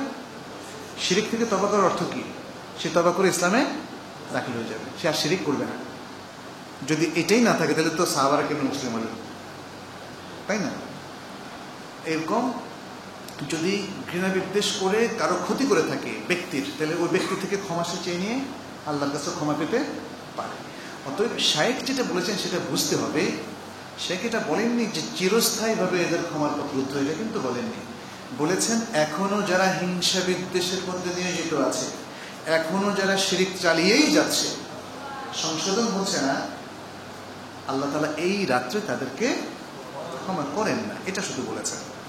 আর আপনি আসলে ব্যক্তির চাইতে কাজকে ঘৃণা করবেন বেশি। ব্যক্তি যতক্ষণ এই কাজে লিপ্ত থাকবে ততক্ষণ পর্যন্ত ওই ঘৃণা ব্যক্তিকেও কিছু আক্রান্ত করবে, সেটা অস্বীকার করছি না, তাই না? যদি বলেন যে ভাই আপনাকে খুব ভালোবাসি, শুধু আপনার খারাপ কাজটাকে অপছন্দ করি, এভাবে কি বলা যায়? একটা লোক খুবই দুর্নীতিপরায়ণ, অসৎ, মানুষকে ক্ষতি করে, আপনি বললেন ভাই অনেক ভালোবাসি আপনাকে, শুধু আপনার খারাপ কাজটাকে অস্বীকার, এটা তো বলা যায় না। আসলে সে যতক্ষণ খারাপ কাজ করে, ঘৃণা তার খারাপ কাজের প্রতি, কিন্তু ওই ঘৃণাটা তার মধ্যে কিছুটা লেপন হয়ে যায়, ওই ঘৃণাটা দ্বারা সেও এফেক্টেড হয়। যখন সে সংশোধিত হবে, অর্থাৎ ওই খারাপ কাজটা, ঘৃণার কাজটা যখন সে উঠিয়ে নেবে, তখন তার উপর থেকেও ঘৃণাটা উঠে যাবে। সুতরাং আপনি যদি মসজিদের টাকা যারা মারে, আপনি টাকা মারাকে ঘৃণা করবেন, বলবেন যে এটা পাপ, এবং অন্যান্য আরও খারাপ যত কাজ করে সব কিছুকে ঘৃণা করবেন, ঘৃণার ঘোষণাও দিতে পারেন। এতে ওই লোক হয়তো কিছু মনে কষ্ট পাবে। যেমন কোনো ইমাম সাহেব যদি সিগারেটের বিরুদ্ধে খুতবা দেন, তখন ওই দিন অনেক মুসলিম কষ্ট পায়। কোনো ইমাম সাহেব যদি সুদের বিরুদ্ধে কথা বলেন, তখন অনেকে কষ্ট পায়। বিশেষ করে ইমাম সাহেবের কাছে এসে একদিন জিজ্ঞেস করছে যে একজন, আমি তো লোন নিয়ে বাড়ি করছি, এখন ওরা ভাবতে থাকে ইমাম সাহেব আজকে আমারই টার্গেট করছে, তো ফলে খুব কষ্ট পায়। কিন্তু এই কষ্ট পাইলেও আপনাকে বলতে হবে, আপনি তো আসলে ওকে টার্গেট করছেন কি করছেন না সেটা জানি না, বাট যেহেতু তিনি ওই খারাপ কাজটা করেন, তিনি ভাবেন আমার বিরুদ্ধে বলা হচ্ছে। আসলে বলা হচ্ছে সুদের বিরুদ্ধে, বলা হচ্ছে সিগারেট পানের বিরুদ্ধে, বলা হচ্ছে মিথ্যার বিরুদ্ধে, বলা হচ্ছে দুর্নীতির বিরুদ্ধে, তাই না? তাতে বোঝা গেল যে এই কাজে যারা লিপ্ত থাকেন তারাও আক্রান্ত হন, এবং এই আক্রান্ত হওয়াটা আমরা ইচ্ছা করে করছি না। আমরা কাজটাকে ঘৃণা করি, কাজটাকে অবশ্যই ঘৃণা করব। এই ঘৃণার কারণে ব্যক্তি যতদিন তাতে সম্পৃক্ত থাকবেন তিনিও ঘৃণার শিকার হবেন। দেখুন, আল্লাহ তাআলা পাপকে শাস্তির কারণ বলেছেন, তাই না? শাস্তি হবে কি পাপের উপর না পাপের উপরে? এটা ক্লিয়ার না? তাহলে ঘৃণা কাজের উপরে, কিন্তু আক্রান্ত হবে যিনি ওই কাজে লিপ্ত। অতএব অবশ্যই আপনি যারা মসজিদের টাকা মারে, যারা পাবলিক মানে জনস্বার্থের পরিপন্থী কাজ করে, মানুষের হক নষ্ট করে, আল্লাহর হক নষ্ট করে, এই প্রত্যেকটা কাজকে ঘৃণা করতে পারেন, যদিও এই পাপীরা আক্রান্ত হয়। আমার মনে হয় আজকে এখানে শেষ করি। আপনাদের সবাইকে ধন্যবাদ। প্রশ্নোত্তর সেশনটা মনে হয় সবার কাছে একটু গুগল, সবাই মনোযোগ দিয়ে শুনেছেন। সবাইকে আল্লাহ তাআলা কবুল করুন। আল্লাহ তাআলা আমাদেরকেও আমাদের ভালো আমলগুলোকে কবুল করুন। হাদা ওয়া সাল্লাল্লাহু ওয়া সাল্লামা আলা নবিয়িনা মুহাম্মদ ওয়া আলা আলিহি ওয়া আসহাবিহি আজমাইন। সুবহানাকাল্লাহুম্মা ওয়া বিহামদিক আশহাদু আল্লা ইলাহা ইল্লা আনতা আস্তাগফিরুকা ওয়া আতুবু ইলাইক।